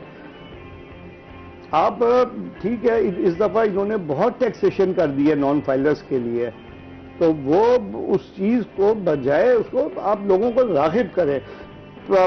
इसमें बदकिस्मती से क्या होता है कि हम किसी चीज को इंट्रोड्यूस तो कर दिया, लॉ में ले आए, उसको जब तक आप लोगों को उसको बताएंगे नहीं कि भाई ये किस तरह से आपने इंप्लीमेंट करना है अपने प्रोफेशन में या कहीं पे भी, तो किस तरह से आप वो करेंगे। तो मेरा गवर्नमेंट को और एफबीआर को है कि आप जरा इसको पब्लिकली एडवर्टाइज करें, इसके सेमिनार्स करें, जो भी आप इम्प्लीमेंट लाना चाहते हैं, जो भी आप तरामीम लेके आए लोगों को बताएं, ताकि ना हो ये नहीं कि जी आज आपने उसको ऐलान किया और 1 जुलाई से आप उसको इम्प्लीमेंट कर दें। अब इन चीज़ों का गवर्नमेंट की तरफ से किसी किस्म का कोई ऐसा प्रोग्राम नहीं आता। हाँ। टारगेट 2 स्कीम का आप देख लें कि इस बुरी तरीके से फेल हुई है। यानी कि जो पहले फिगर आ रही थी कि जी जब उसकी डेडलाइन थी 30 अप्रैल, सिर्फ 2000 लोग उसमें गए। अब उसमें कुछ बेहतरी आई है कि 20+1000 यानी कि लोग आ गए हैं। तो जब तक आप प्रॉपरली उसको स्टेक होल्डर्स के साथ बैठ के उसको नहीं करेंगे तो ये इस तरह के इकदाम ना करें कि बाद में हुकूमत को सुक्की उठानी पड़े। बिल्कुल ऐसा ही है। अच्छा, पेट्रोल की कीमतें कम हुई हैं तो हसन, पेट्रोल की कीमतों से आपको भी थोड़ी रिलीफ में खुशी हुई है कि नहीं हुई? 10 रुपए जो है वो कम हो गया। देखिए, मैं आपको एक बात बताता हूँ, वो कॉलर ने एक बात की थी, बड़ी अच्छी बात थी, हमें एज अ कौम सुधरने की जरूरत है। हमें एसओपीज को और कानून को फॉलो करने की जरूरत है। देखें, 10 रुपए जहां हम 280-90 का भी डलवा रहे थे, 10 रुपए 5 रुपए कम हो रहे हैं, यकीनन खुशी की बात है। बढ़े तो इंसान को तकलीफ होती है, कम हो ग्रेजुअली डिक्रीज हो रहे हैं। मुझे इंशाल्लाह उम्मीद है, अच्छे की उम्मीद रखनी चाहिए। मुझे उम्मीद है कि हमारे पाकिस्तान के हालात एक एक्सट्रीम लेवल तक गए हैं और फिजिक्स कहती है कि जब एक चीज अपने पीक की जानिब जाती है वहां जाकर स्टेबल हो जाती है, फिर उसके बाद ग्रेजुअली डिक्रीज होती है। तो मेरा इस बात पर ईमान है कि हमारा मुल्क एक्सट्रीम लेवल तक गया और अब ग्रेजुअली इंशाल्लाह डिक्रीज होगा। ईमान है मेरा इस बात पर। चलिए जी, इंशाल्लाह इस मुल्क की तरक्की और खुशहाली के लिए सभी दुआ गो हैं। बहुत शुक्रिया सर, आप हमारे शो का हिस्सा बने और इस हवाले से डिस्कशन रही।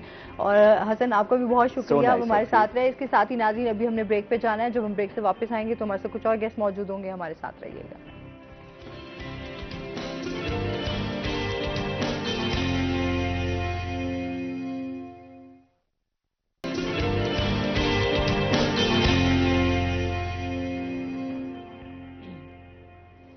अस्सलाम वालेकुम नाज़रीन, कैसे हैं आप सब लोग? उम्मीद करती हूँ बिल्कुल ठीक ठाक होंगे और दुआ करते हैं आज का दिन आपका बहुत ही अच्छा गुजरे, हंसते हुए मुस्कुराते हुए खैर आफियत के साथ गुजरे। ईद उल अज़हा के हवाले से जो है वो तैयारियां भी आपकी ज़ोरों शोर से चल रही होंगी। आज हमारे साथ गेस्ट भी मौजूद हैं तो उनका तारुफ करवा देती हूँ। हमारे साथ सबसे पहले जो है फौजिया शाहीन हमारे साथ मौजूद हैं, जो कि जनरल सेक्रेटरी आर्टिस्ट एसोसिएशन से। अस्सलाम वालेकुम, कैसी हैं आप? ठीक ठाक हैं? ठीक, अल्लाह का शुक्र है। वेलकम करते हैं अपने शो में आपको। और इसके साथ ही हमारे साथ जो दूसरे गेस्ट मौजूद हैं, समझ लें कि हमारे यहाँ जो है ना वो आर्टिस्टों की टैलेंट की बात करें तो माशाल्लाह बहुत ज़्यादा टैलेंट यहाँ पर पाया जाता है। तो लकी खान आज हमारे साथ मौजूद हैं जो कि आर्टिस्ट हैं। अस्सलाम वालेकुम जी। वालेकुम सलाम। ठीक ठाक जी, अल्हम्दुलिल्लाह। वेलकम करते हैं अपने शो में आपको। Thank you. आज हम जो है आर्टिस्टों के हवाले से बात करेंगे। इस टाइम मौजूदा जो सूरत हाल चल रही है उस पर भी बात करेंगे। साथ साथ जो है क्या क्या मसाइल हैं, किस तरीके से उनको बेहतर किया जा सकता है। हमारे यहाँ थोड़ा सा इस हवाले से बहुत ज़्यादा इश्यूज हैं कि हमारे यहाँ फ़न की कदर नहीं की जाती। बदकिस्मती है हमारे बहुत सारे आर्टिस्ट जो हैं वो इसका शिकार भी रहे हैं। बहुत सारे लेजेंड्स जो हैं वो इस दुनिया से चले भी गए हैं। तो आज हम ईद उल अज़हा के हवाले से भी बात करेंगे, इनकी तैयारियां शायरियाँ, इनके काम के हवाले से भी बात होगी, इनके एक्सपीरियंस भी आप लोगों के साथ शेयर करेंगे। तो सबसे पहले तो फौजिया से जानते हैं। फौजिया, क्या हाल चाल है? गर्मियों को किस तरीके से एंजॉय कर रही हैं? पहले तो हाल बहुत अच्छे हैं मुल्तान में, आपके सामने है। गर्मी बहुत ज़्यादा है। हाँ। गर्मी एंजॉय कर रहे हैं। और दूसरा, ईद की तैयारियाँ कैसी चल रही हैं? ईद की तैयारियाँ बहुत अच्छी चल रही हैं, रिकॉर्डिंगों में चल रही हैं। जैसे कि बकरा हम खरीद रहे हैं कि आर्टिस्ट बकरा कैसे खरीदते हैं। हाँ। वो उसकी भी रिकॉर्डिंगें की हैं मुख्तलिफ चैनल्स पे, यूट्यूब चैनल्स के लिए भी और अपनी जो हमारे यूट्यूब चैनल्स है उसके लिए भी, जितने मुल्तान में हैं चैनल 2-3 गिनती के बच्चे उनके लिए भी। तो तमाम ही आर्टिस्टों को इकट्ठा किया। मेरा काम ही यही है, जनरल सेक्रेटरी हूँ मैं।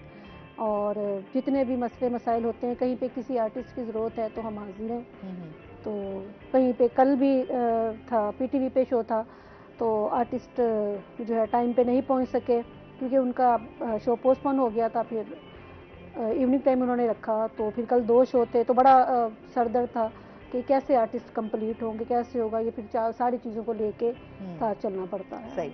अच्छा, लकी खान से भी जानते हैं, जाहिर सी बात है ईद के हवाले से आपकी भी तैयारियां चल रही होंगी। जाहिर सी बात है ड्रामाज में भी आपका जो है वो भी काम इस टाइम जो है वो बहुत ज़्यादा बढ़ गया होगा, ऐसे ही है? लेकिन जी, तैयारी ड्रामे का जो हमारा स्टेज का जो काम है ना, इसमें हमें तैयारी करनी पड़ती है। ये नहीं कि ईद के हवाले से, क्योंकि लाइव काम है, उसमें हमें नए से नए काम दिखाना पड़ता है। उसके लिए रिहर्सल हमारी कंटिन्यू रहती है। और जैसे कि बात करें गर्मी की, मेरी कोशिश गर्मी में ये होती है कि मैं आउट ऑफ सिटी ड्रामा करूं, मुल्तान में ना ही करूं। जैसे पिंडी शहर है और साहिवाल हो गया या उकाड़ा हो गया, क्योंकि मुल्तान में ना हम ड्रामा जब करते हैं ना तो घर से निकलते हैं, थिएटर तक आने तक मोटरसाइकिल पे गर्मी होती है, फिर वापस ही जाते हैं, 100 मसले मसलते। आउट ऑफ सिटी होते होटल बिल्कुल थिएटर के करीब लेते हैं, ड्रामे के टाइम शो थिएटर निकले वरना अपने रूम में। तो मेरी अक्सर यही कोशिश है। अभी मैं जैसे बता रही थी फौजिया जी, कल चैनल से फ़ोन आया था, मैं आउट ऑफ सिटी था, तो मेरी कोशिश है कि मैं मुल्तान में काम ना करूं। अभी भी मेरी कोशिश यही है कि मैं ड्रामा ईद पे जो है ना मैं मुल्तान में ना करूं। अच्छा, सिर्फ गर्मी की वजह से आप? हाँ जी, गर्मी की वजह से। चले जी, हमारे गर्मी को भी एंजॉय करना चाहिए, यहाँ पे जाहिर सी बात है। गर्मी की वजह से ना उन्होंने हेयर स्टाइल भी चेंज हाँ, मैं वही कहती आपको, बल्कि परसों हमारी रिकॉर्डिंग थी तो बड़ा अच्छा स्टाइल था वो भी। परसों तो मैं पिंडी से आया था, मैं वहाँ ड्रामा कर रहा था। एक हमारी आर्टिस्ट है सुंबल खान, अल्लाह उसकी जिंदगी करे, वो भी हमारे साथ पिछले 2 वीकों में वो भी हमारे साथ थी पिंडी। तो वो बहुत अच्छी आर्टिस्ट है। उसके पास जो अल्लाह उसका भला करे, अल्लाह उसको और दे, उसके पास गाड़ी बिल्कुल न्यू गाड़ी है, मतलब बम्बाटू एसी उसका। तो उसकी मेहरबानी वो अपनी गाड़ी पे इधर उधर मरी शरी ले जाती थी, घुमाने फिराने ले जाती थी। तो वो फिर आगे किसी और मतलब स्टेशन पर ड्रामा करने में, वो पिंडी था। तो वहाँ पे एक सिचुएशन ज़िंदगी में ऐसी हुई कि मैं मरता मरता फौजिया जी बचा हूँ। वो हमारी एक आर्टिस्ट सुंबल खान लेगी घुमाने फिराने के लिए। वहाँ पे ना एक किश्ती के साथ रस्सा बंधा होता है, पीछे पता नहीं क्या कहते हैं उसको, जो पीछे बांध के हवा में उड़ता है।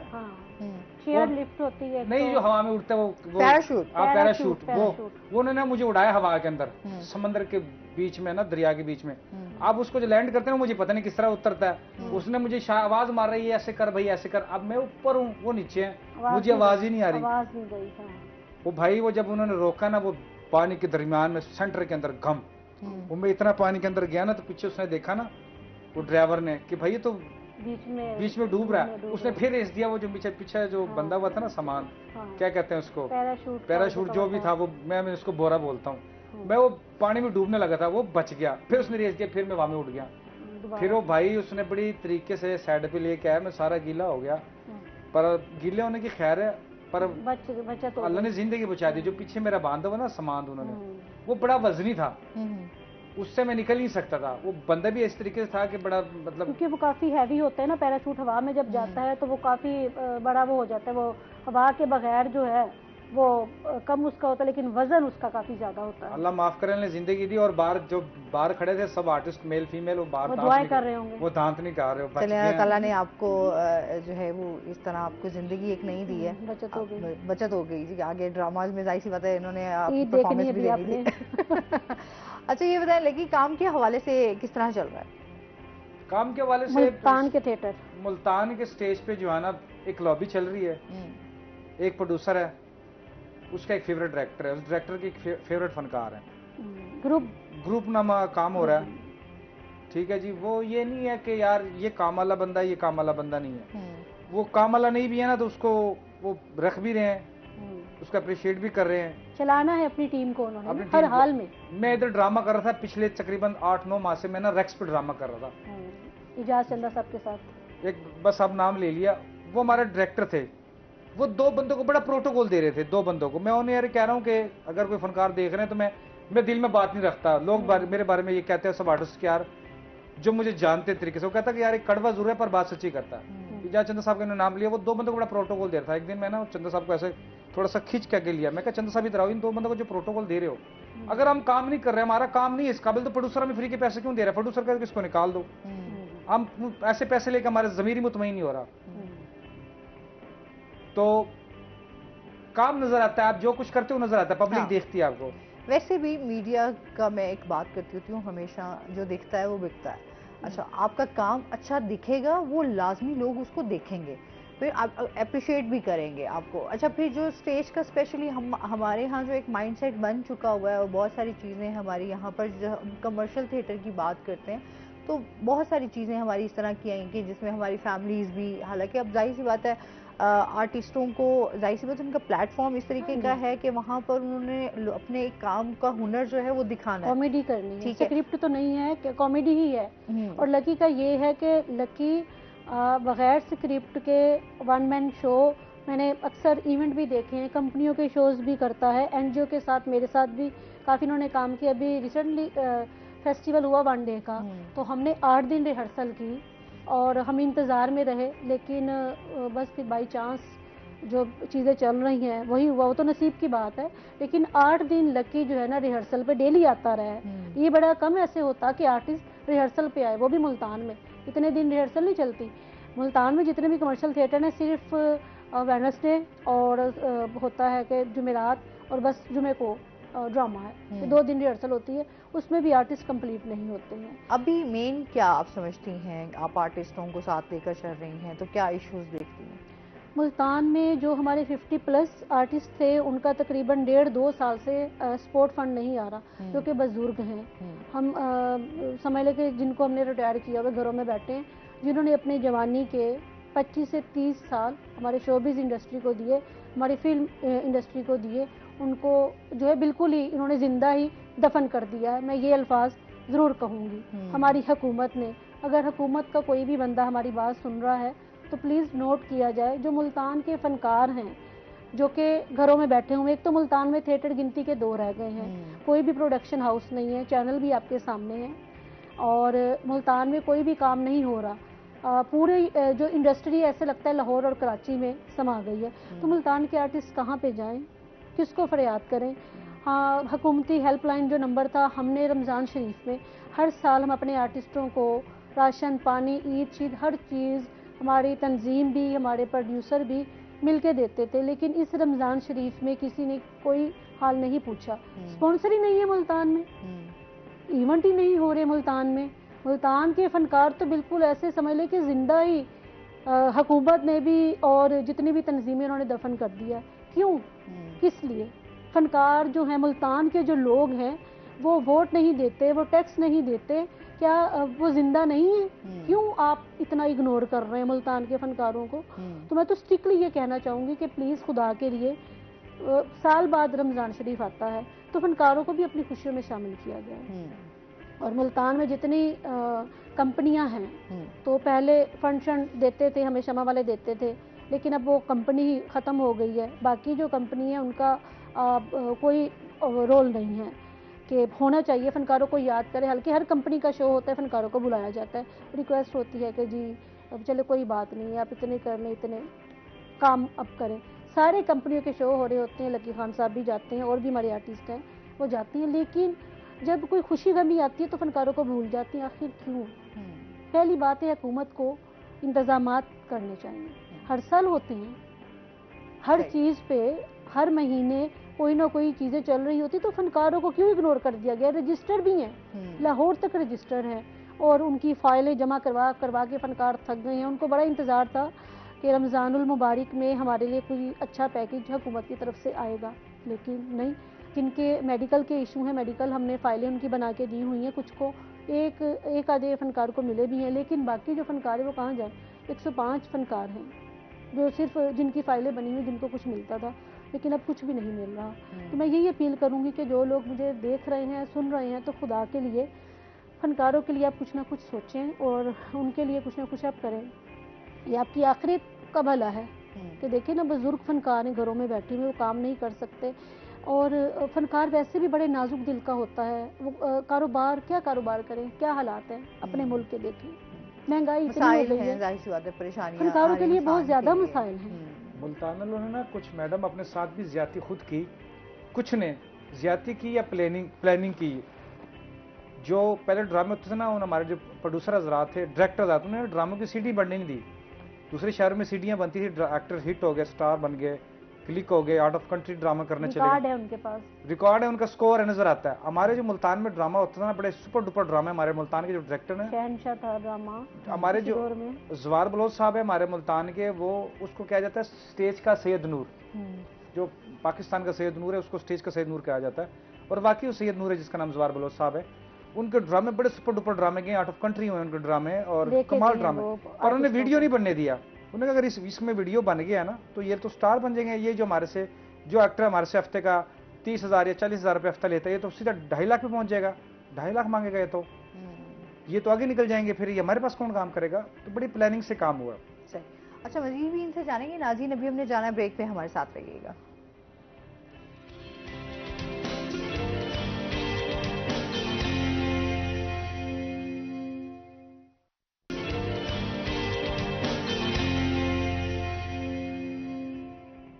वेलकम बैक नाज़रीन। अच्छा जी, लकी से भी जानते हैं, जाहिर सी बात है फनकारों के बहुत सारे इश्यूज़ भी हैं, उनको लेकर वो लोग चल भी रहे हैं, सर्वाइव भी कर रहे हैं। क्या समझते हैं, क्या मसाइल हैं, उनको किस तरीके से जो है वो हल किया जा सकता है, या आप समझते हैं कि हुकूमत जो है वो सपोर्ट करे इस हवाले से? सबसे पहली बात यह कि फनकारों की पेमेंटें वहीं खड़ी हैं, महंगाई बहुत हो गई है। वसाइल तो इतने ना, पेट्रोल महंगा हो गया, अब तो पेट्रोल सस्ता हो गया जी, 10 रुपए कल रात 10 रुपए सस्ता हुआ ना सर। बिजली महंगी हो गया, अब अगर पेट्रोल सस्ता तो बिजली महंगी हो गई है। ये चीजें बहुत महंगी है। एक पहले हम सूट लेते थे ना तो वो 1000 रुपए का हमें सूट मिल जाता था, 200-300 रुपए उसकी सिलाई होती थी, ये 500 रुपए सिलाई लगा लो। अब 3000-3500 सूट कम नहीं, 4000 रुपए से 1500 उसकी सिलाई है। अब पेमेंटें हमारी वही हैं, और मतलब कि हमारे जो मतलब अखराजात घर के लेना देना ये बढ़ गए, तो टिकट का रेट भी थोड़ा महंगा हो गया, पर फनकार वही है। हर दौर में कुर्बानी फनकार नहीं दी है।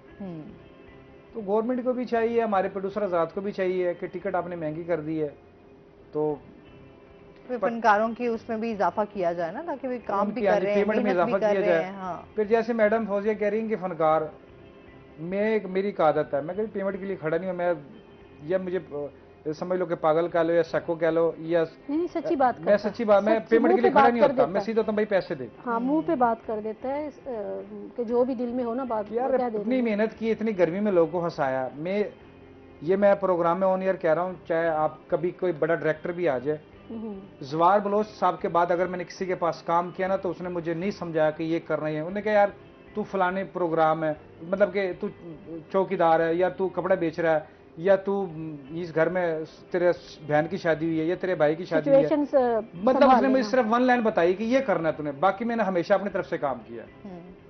अच्छा, आप नहीं समझते स्टोरी अगर नहीं होगी, राइटर हमारे पास नहीं होगा, स्क्रिप्ट नहीं होगा, तो जाहिर सी बात है एक प्रॉपर वो बड़ा एक मुश्किल हो जाता है लोगों को। आप इतना लोग आए हुए हैं, आपको उनको लेकर चलना, जाहिर सी बात है वो तो आपको देखने आए हैं ना। और अगर आपके पास स्टोरी, वो पहला दौर था जो आप कह रही है ना कि पहले दौर में लोग पूछते थे क्या ड्रामे में अमानुल्लाह साहब है, सुहेल अहमद साहब है,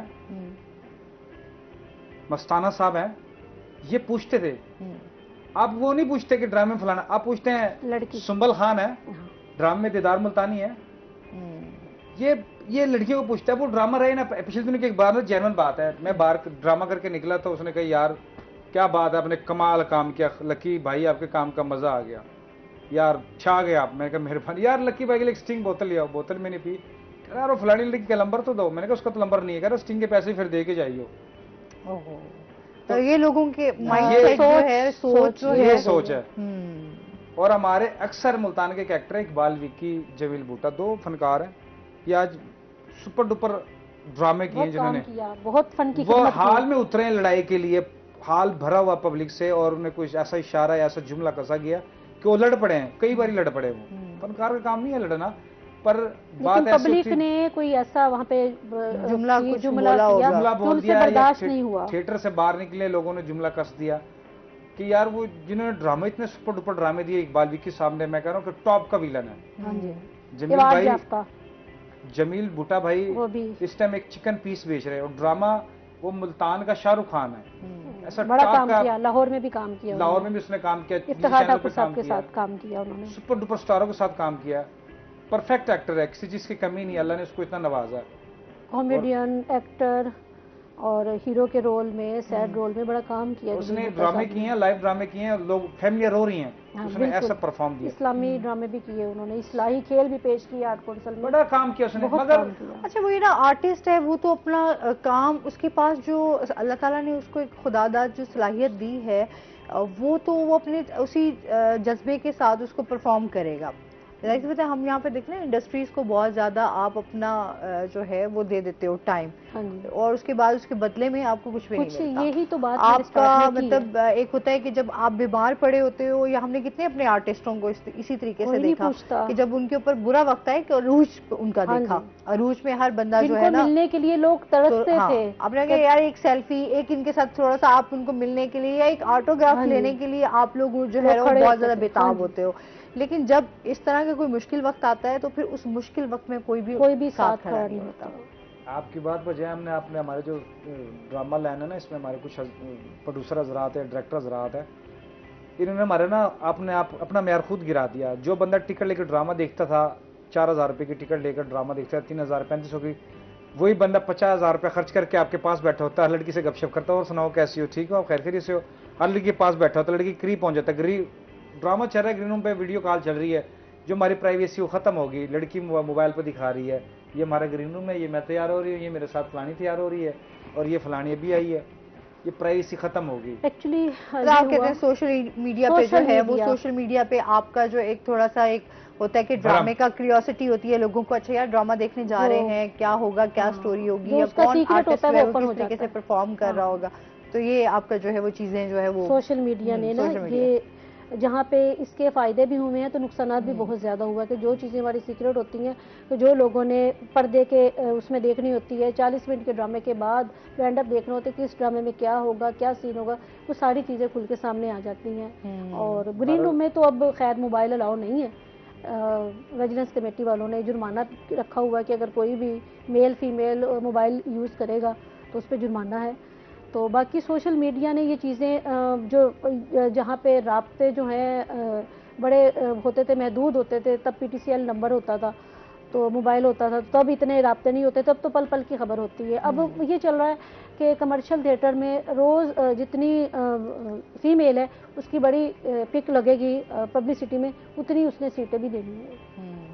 तो मेरा नहीं ख्याल, जब समझ रहे हैं आप क्या कह रही हैं, एक होती है फारी मुर्गी, एक होती है ब्लैलर मुर्गी। फारी मुर्गी बड़ी देर से जवान होती है, फिर बड़ी देर से जाकर कटती है। एक ब्लैलर मुर्गी होती है, ये और हो गई। ये जो आजकल की लड़कियां आपके प्रोग्राम में रिकॉर्डिंग कह रहा हूँ, सुन लेना, ये 10 साल ज्यादा स्टार जो होता है ना, कम से कम 25 साल का होता है, 25 साल उसका स्टारिज्म बरकरार है। और ये आर्टिस्ट जो है ये 10 साल के आर्टिस्ट हैं। ना नहीं लकी साहब, नहीं, मुश्किल से 2-3 साल, ये बड़ी जल्दी से देखें जी, अरूज आ गया और फिर वो खत्म, तो फैन कितने दिन रहेंगे। ये प्रोड्यूसर को तब तक पेरेंट जब उनको टिकटें दे रही है। एक लड़की 2 लाख वीक की 3 लाख उसकी पेमेंट है, वो वीक के 3 लाख पेमेंट ले रही है, तो वीक के वो उसको प्रोड्यूसर को वो टिकटें भी दे रही है, यानी वो 100 मतलब कि हफ्ते के उसने 50 टिकटें दे दी हैं। 3,000 रुपए की 4,000 रुपए की टिकट है, तो 50 के हिसाब से लगा लो कितनी टिकट होगी 3,000 के हिसाब से। तो आप समझते हैं कि इसमें बहुत ज्यादा जो है वो अभी हम देखें तो मतलब स्टेज के हवाले से भी फेवरेटिज्म भी है, लोगों के इस हवाले से भी बहुत ज्यादा फनकारों को उस तरीके से जो है अप्रिशिएट नहीं किया जा सकता। मैं मैडम जी मैं बात कर रहा हूँ कि एक लड़की को स्टेज का मूव का ही नहीं पता, उसको स्टेज का हिस्सों का ही नहीं पता कि स्टेज के कितने हिस्से हैं, आउट कहां से होना है, एक्ट का नहीं पता। वो आ रही है जी, या अपनी गाड़ी है या रेंट की गाड़ी है, या जिस तरीके से उसने लिया उसको पता की गाड़ी है, ठीक है। वो जिस गाड़ी में आ रही है, पर्स उसने ऐड डाला हुआ, उसने एक अजीब सी इंडियन फिल्म में देख के उसको पिक किया, वो ड्रेसिंग की उसने। हमें इन चीज से गुस्सा आता है, आर्टिस्ट जो होता है ना वो शो पीस होता है, पर वो एक औरत जात है, वो किसी की बहन भी है, किसी की माँ भी है, किसी की बेटी भी है, औरत जात है, वो उसको अपने हया का भी ख्याल करना चाहिए। हम ये तो नहीं कि हम किसी गंदे फैमिली से, हमारे जितने भी आर्टिस्ट हैं हम सब अच्छी फैमिली से हैं, तो मकसद क्या है कि वो आई पर्स डाला हुआ, उसने रेड बुल यहाँ पकड़ा हुआ है जी, ये वो, उसको ये नहीं पता क्या करना है कि मैंने करना क्या है, स्टेज पे जाके बोलना क्या है। कोई इसमें लेडीज भी फैमिली, कई फैमिली ड्रामा देखने आती है। जब फैमिली आती है ना, मैं देख लेता हूँ पर्दे में से कि फैमिली आई हुई है, मैं काफी बातें अपनी छोड़ देता हूँ कि ये बातें मैं अपनी माँ बहन के सामने नहीं कर सकता, तो मैं ये भी किसी की माँ बहन है, ये भी किसी की बेटी, मैं कई बातों पे कैंची फेर देता हूँ। अच्छा, वो तो जाहिर सी बात है कि जिस तरह से आप एक काम कर रहे हैं, परफॉर्म कर रहे हैं, कुछ लोग होते हैं, बहुत सारी आर्टिस्ट इस तरह की भी आती हैं जो कहती हैं कि हमारी जी स्टोरी इस तरह है, डिमांड्स ऐसी होती हैं। अच्छा, हमारे यहाँ प्रोफेशनल जो है ना काम, और इसके साथ जो प्रोफेशनल आर्टिस्ट होते हैं उनको पता होता है कि किस तरीके से रूल्स को, किस तरीके से हमने काम को लेकर चलना है। हमारे यहाँ ये निकल गए चीजें मुल्तान खत्म से होती जा रही हैं। जो आप आसमा कहना चाह रहे हैं ना, वो निकल गए मुल्तान से। अब नई लड़कियां, मैं उनके नाम भी नहीं जानती, वही लकी साहब ने बताया ना आपको, वो न्यू है लड़की है, उसको नहीं पता कि हमने स्टेज पे कैसे खड़े होना है, हमने किस अच्छा, आपने इसमें कुछ अच्छे डायरेक्टर्स को, प्रोड्यूसर्स को, या एक आपकी जिस तरह से कमेटी बनी हुई है, उन कमेटीज को चाहिए कि जो है वो इस तरीके से प्रॉपर इसको आगे लेकर चलें। कमेटी या इसमें क्या समझती हैं आप कि किस तरीके से हम रोल प्ले कर सकते हैं कि स्टेज को बेहतर किया जा सकता है? स्टेज को बेहतर किया जा सकता है जब हम आर्ट काउंसिल में परफॉर्म करते हैं, कोई ड्रामा करते हैं, देखें उसमें प्रॉपर जो कमर्शियल थिएटर में डांस हो रहे हैं वो आर्ट काउंसिल में नहीं हो सकता, कभी भी नहीं हो सकता, क्योंकि वहाँ पे फैमिली आती है, वो सरकारी हाल है। आप कमर्शियल थिएटर में जाके देखिए, मुल्तान में अब थिएटर है कितने, गिनती के 2, वैसे ही बंद रहा मेरे ख्याल में, महीना 1.5 महीना बंद रहा। जैसे मैडम कह रही ना, आप डायरेक्टर ड्रामे के, मैडम आपके पास काम कर रही है, लेट आ गई, आप इसको समझा रही हैं, पर ये लेट आई, आप इसको ड्रामे से निकाल भी नहीं सकते क्योंकि प्रोड्यूसर की लाडली है, क्योंकि उसने इनकम देनी है, उसने पेमेंट देनी है, आपको बिजनेस देना है, आप कैसे निकाल सकते हो? वो कहती आती है, एक उसका मेकअप आर्टिस्ट है, उसने जूते, मेकअप आर्टिस्ट ही संभाले जाते माशाल्लाह से हमारे कमर्शियल थिएटर में, और जूते पहनाने वाला और है, कपड़े पहनाने वाला और है, मेकअप आर्टिस्ट है, उसके जी लाइनें हैं, जो लोग आ रहे हैं, हाँ जी ठीक है, हम आपको ड्रामे के बाद मिल रहे हैं, फलां खाना खिला दो, फलां चीज दे दो। अच्छा, वो डिफरेंट जाहिर, वो हर किसी की अपनी पर्सनल लाइफ है, उसको हम डिस्कस करना, या वो हमें हमारा वो है भी नहीं कि हम किसी की पर्सनल लाइफ को डिस्कस करें। नहीं, इफेक्ट पड़ता है उस पे, देख के ना नई लड़कियां उनको, नई लड़कियां उसको देखती हैं, हफ्ते 10 दिन बाद उनके भी पढ़ निकल आते हैं। मुल्तान में 4-5 लड़कियां थी जो काम वाली थी, मैं आपको रियल बात है, दीदार मुल्तानी काम वाली लड़की थी, वो अब मुल्तान छोड़ के चली गई। अमरोजिया काम की लड़की थी, वो मुल्तान स्क्रिप्ट करने वाली, हर रोल बेहतरीन आर्टिस्ट थी, वो मुल्तान छोड़कर चली गई। सुंबल खान थी, फील्ड की वाही लड़की है जो सबसे ज्यादा पढ़ी है, जिसने तालीम है और तमीजदार हो, उसको पता है कि किससे किस तरह बात करना है, जूनियर से किस तरह बात करना है, सीनियर से किस तरह बात करना है, बहुत इज्जत करती है। और वो पढ़ी लिखी लड़की थी, वो भी आपका मुल्तान शहर छोड़ के चली गई। डॉक्टर अहमद खान आपके पाक मुल्तान की स्टार है, जिसने मुल्तान का नाम रोशन पूरी दुनिया में किया, वो शहर के हवाले से, वो भी पाक मुल्तान आपका छोड़ के चले गई। ईद पे वो ड्रामा इस टाइम वो जेलम कर रही है। मेरी कल परसों उनसे बात हुई है, अल्लाह करे जी हमारा प्रोग्राम भी बन रहा है बाहर मुल्क जाने का। सही, चलें जी, इस पे मजीद भी इनसे जानेंगे। नाज़रीन, अभी हमने जाना ब्रेक पे, हमारे साथ रहिएगा।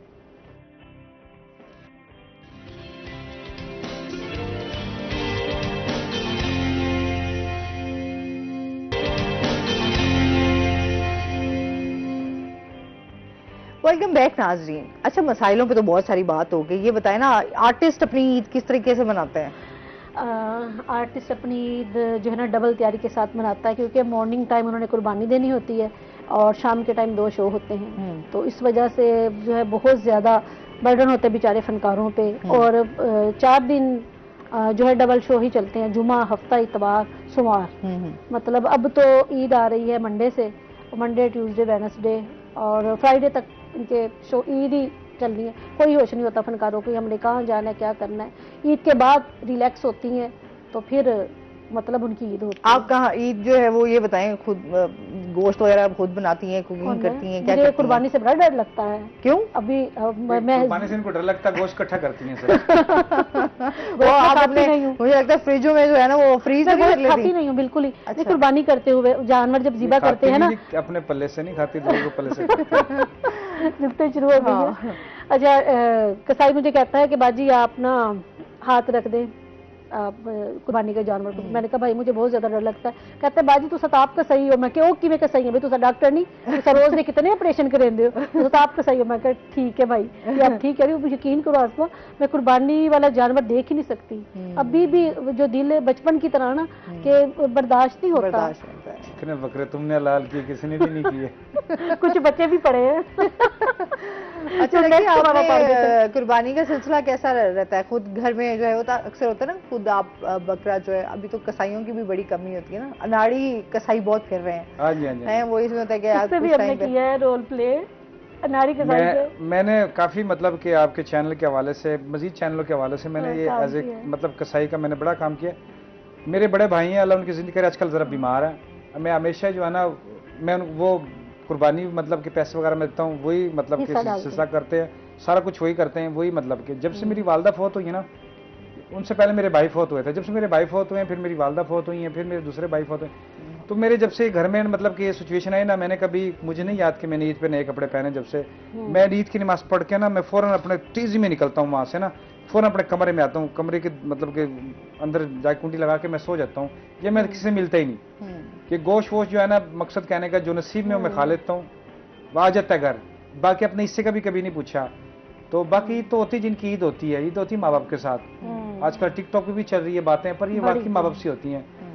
तो मेरे जब से माँ बाप दुनिया से गए हैं ना, तो मेरी ईद नहीं है। अल्लाह ताला उनकी, और लोग हमेशा ईद के लिए बहुत सारी दुआ करें। वो कहते हैं ना, आप पेरेंट्स की दुआएं जो हैं वो आपके साथ हमेशा रहती हैं, वो साया बनकर आपके साथ जो है वो चलती रहती हैं। तो माँ बाप की खिदमत करें। मैं तो हमेशा बात करती हूँ, आपके बड़े कीमती रिश्ते होते हैं, जब तक ये जिंदा होते हैं आपके लिए यूँ समझें कि आप इनसे जितना फायदा, इनसे जितना प्यार मोहब्बत समेट सकते हैं ना, समेटे, इनको टाइम दें। तो जब ये इस दुनिया से चले जाते हैं तो फिर आपके पास जो है ना वो पछतावे के अलावा कुछ नहीं रह जाता। वो कहते हैं ना, जिंदगी में एक काश लफ्ज आ जाता है, यार अच्छा काश मैं ऐसा कर लेता या मैं ऐसा हो जाता।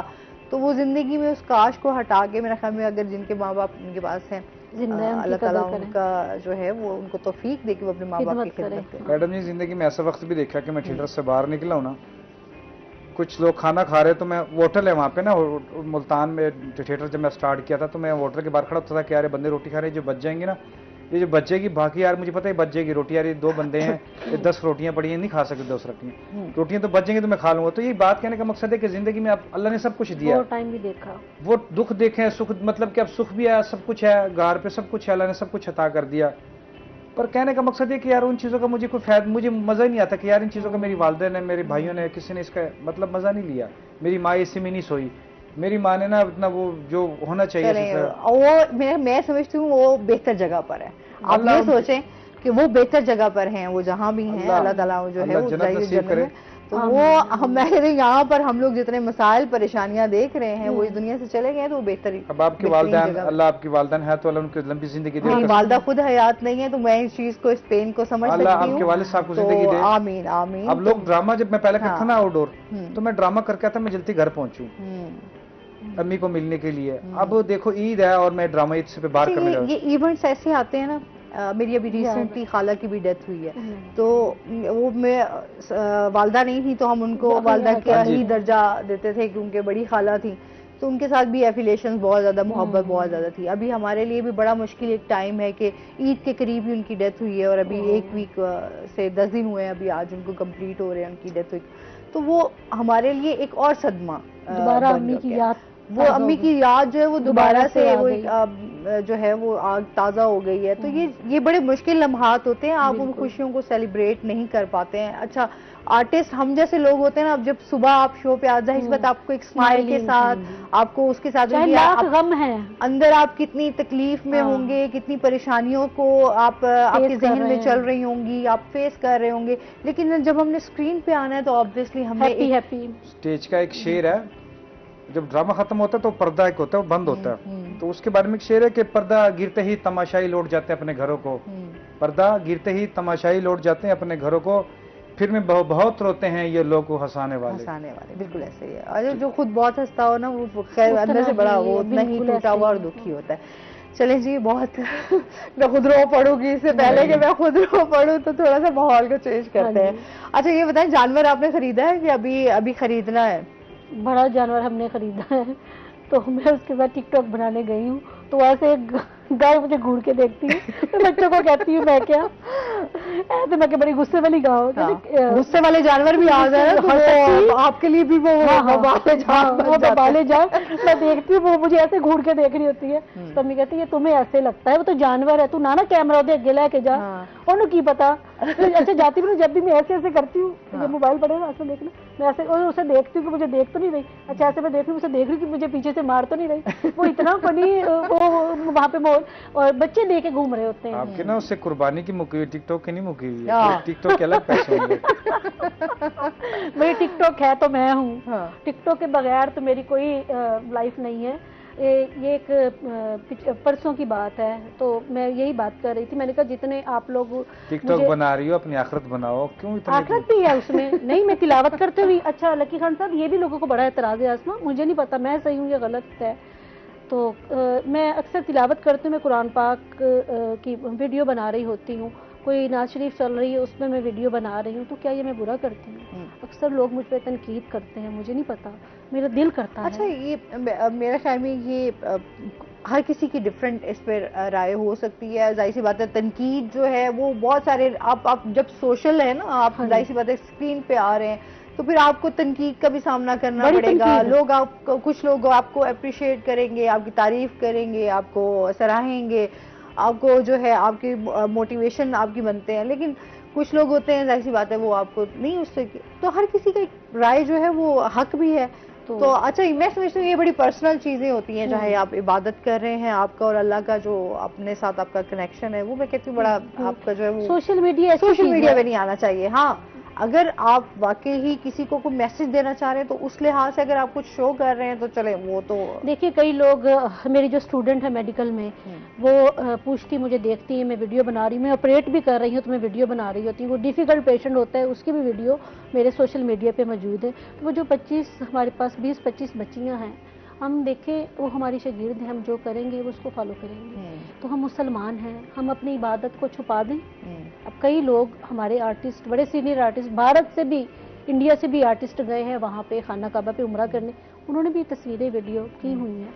तो देखिए ना, हम सबको पता चलता है कि वो मुस्लिम, मैं वही कह रही हूँ, हर किसी का डिफरेंट है, हमारा अपना माइंड है। आप साफ हैं तो बस आप करें। अगर आपको लग रहा है कि आप अच्छा मैसेज कन्वे कर रही हैं, इस लिहाज से आप अपने आप को ठीक है। इस बात का ना यहीं पे वेंडा पे अगर हम किसी को ऐसे करेंगे ना कि आप बहुत बुरे हो, तो 3 उंगलियां हमारी तरफ आती हैं, तो छोड़ो, आपकी नीयत काउंट होती है। हाँ, मैं ये कहती हूँ, आप किसी को जज नहीं करें, आप उसकी चीजों को देखते हो। आप प्रोग्राम चल रहा है, ईद के हवाले से चल रहा है, कोई आगे ईद है, हम इस प्रोग्राम को तबलीग में लेके चले गए तो तबलीग नहीं, एक अच्छा मैसेज भी जरूरी है, जो है वो जरूरी है कि बस तबलीग भी जरूरी है, पर ये अच्छा, आप गोश्त मतलब कितना इकट्ठा करते हैं ये खाते हैं? आपने तो बात पहले खत्म कर दी कि मैं तो पहले ही उन्होंने अपने आप को बचा लिया। हाँ। मैं तो रूम में चला जाता हूँ, सो जाता हूँ, मैं कोई गोश्त। अच्छा, खाना जब बन जाता है तो फिर आप आ जाते हैं। मैडम, अल्लाह जानता है, इंसान को कहते हैं ना कि पेट भर जाता है, आंखें नहीं भरती। ये अल्लाह की रहमत है कि नीयत नहीं भरती। वो अल्लाह का ऐसा करम है कि हमने गुर्बत देखी हुई है, अच्छा वक्त भी देखा, गुर्बत भी देखी है। जो मिल गया 1.25 लाख है, जो मिल गया 1.25 लाख है। और बात यह है कि जो नसीब में वो मिलना है और नसीब से ज्यादा मिलना नहीं है। और मैं कभी भी नहीं भागता इन चीजों के पीछे। मैं, मेरे दोस्तों को भी पता है, इंशाल्लाह जिंदगी में अल्लाह करे कोई ऐसा वक्त आया, कोई ऐसा मैं कोई प्ले करूं ऐसा, इंशाल्लाह उसके हवाले से भी आपको पता लगेगा कि मेरे अंदर लालच ही नहीं है। मैं अच्छी बात है, इंसान को इज्जत के साथ और अच्छी सोच के साथ, अच्छी नीयत के साथ जो है जिंदगी को गुजारना चाहिए। इनसे मजीद भी जानेंगे। नाज़रीन, अभी हमने जाना ब्रेक में, हमारे साथ रहिएगा।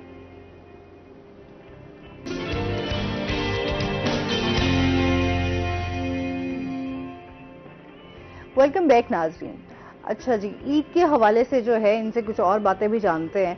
ये बताएं कि कहीं घूमने फिरने भी जाते हैं? आपके तो काम वैसे बड़े बिजी होते होंगे, फैमिली तो बड़ी डिस्टर्ब होती होगी कि यार बच्चे हैं, बेगम है, तो वो कुछ इस हवाले से लगी यार घूमने फिरने और डिस्टर्ब तब होते हैं घर वाले जब वो घर में आपकी चीनी खत्म हो, आटा खत्म हो, घी खत्म हो, बिजली का बिल आपने ना भरो, आपका मीटर कट, जब ये चीजें आपकी हैप्पी हो ना तो फिर घर वाले हैप्पी हैं। अच्छा। वो ये नहीं पूछते हैं कि पहले का दौर होता था कि माँ या बीवी अपने शौहर को पूछती किधर हो, खैर से तुम ठीक तो हो, ये वो। अब वो दौर नहीं है, अब ये दौर है कैसे हो, ठीक हो, पैसे नहीं भेजे आपने। सही है। पहले के मकसद कहने के वो सिचुएशन नहीं है, आपको बस आपका बिजली का बिल कैगरी होने चाहिए, आपका टेलीफोन बैलेंस वगैरह पूरा, बेगम आपकी हैप्पी है, तो बस समझ लगे सब हैप्पी है। चलेंगे। अच्छा फौजी, बहुत शुक्रिया आपका, आप हमारे साथ रही, लेकिन आपका भी बहुत शुक्रिया, आप हमारे शो का हिस्सा बने। और इसके साथ ही फनकारों के मसाइलों के हवाले से हमने बात की कि इस टाइम क्या क्या इश्यूज चल रहे हैं और किस तरीके से उनको हल किया जा सकता है। तो इसके साथ ही नाज़रीन, अभी हमने जो है वो आपसे इजाज़त भी लेनी है, तो अपने अपना बहुत सारा ख्याल रखना है, दुआओं में याद रखिएगा। इंशाल्लाह ज़िंदगी ने साथ दिया तो ईद के बाद जो है वो आपसे मुलाकात होगी, बल्कि ईद पे मुलाकात होगी। ईद के प्रोग्राम्स आपने देखने हैं तो उसमें इंशाल्लाह आप देखेंगे कि आपके लिए जो है वो बहुत सारी चीज़ें, बहुत सारी इंटरटेनमेंट हम आपके लिए लेकर आएंगे। एडवांस में बहुत बहुत ईद मुबारक। इंशाल्लाह ईद के बाद जो है वो मॉर्निंग शो जो है वो स्टार्ट होगा और फिर हम आपके साथ हाजिर होंगे, हमारे साथ मेहमान भी होंगे और ईद की खुशियाँ भी सेलिब्रेट करेंगे और फिर हम यहाँ के हमारे जो सोशल इशूज़ हैं उनको भी डिस्कस करेंगे। हमारी तरफ से अल्लाह हाफिज़ जी।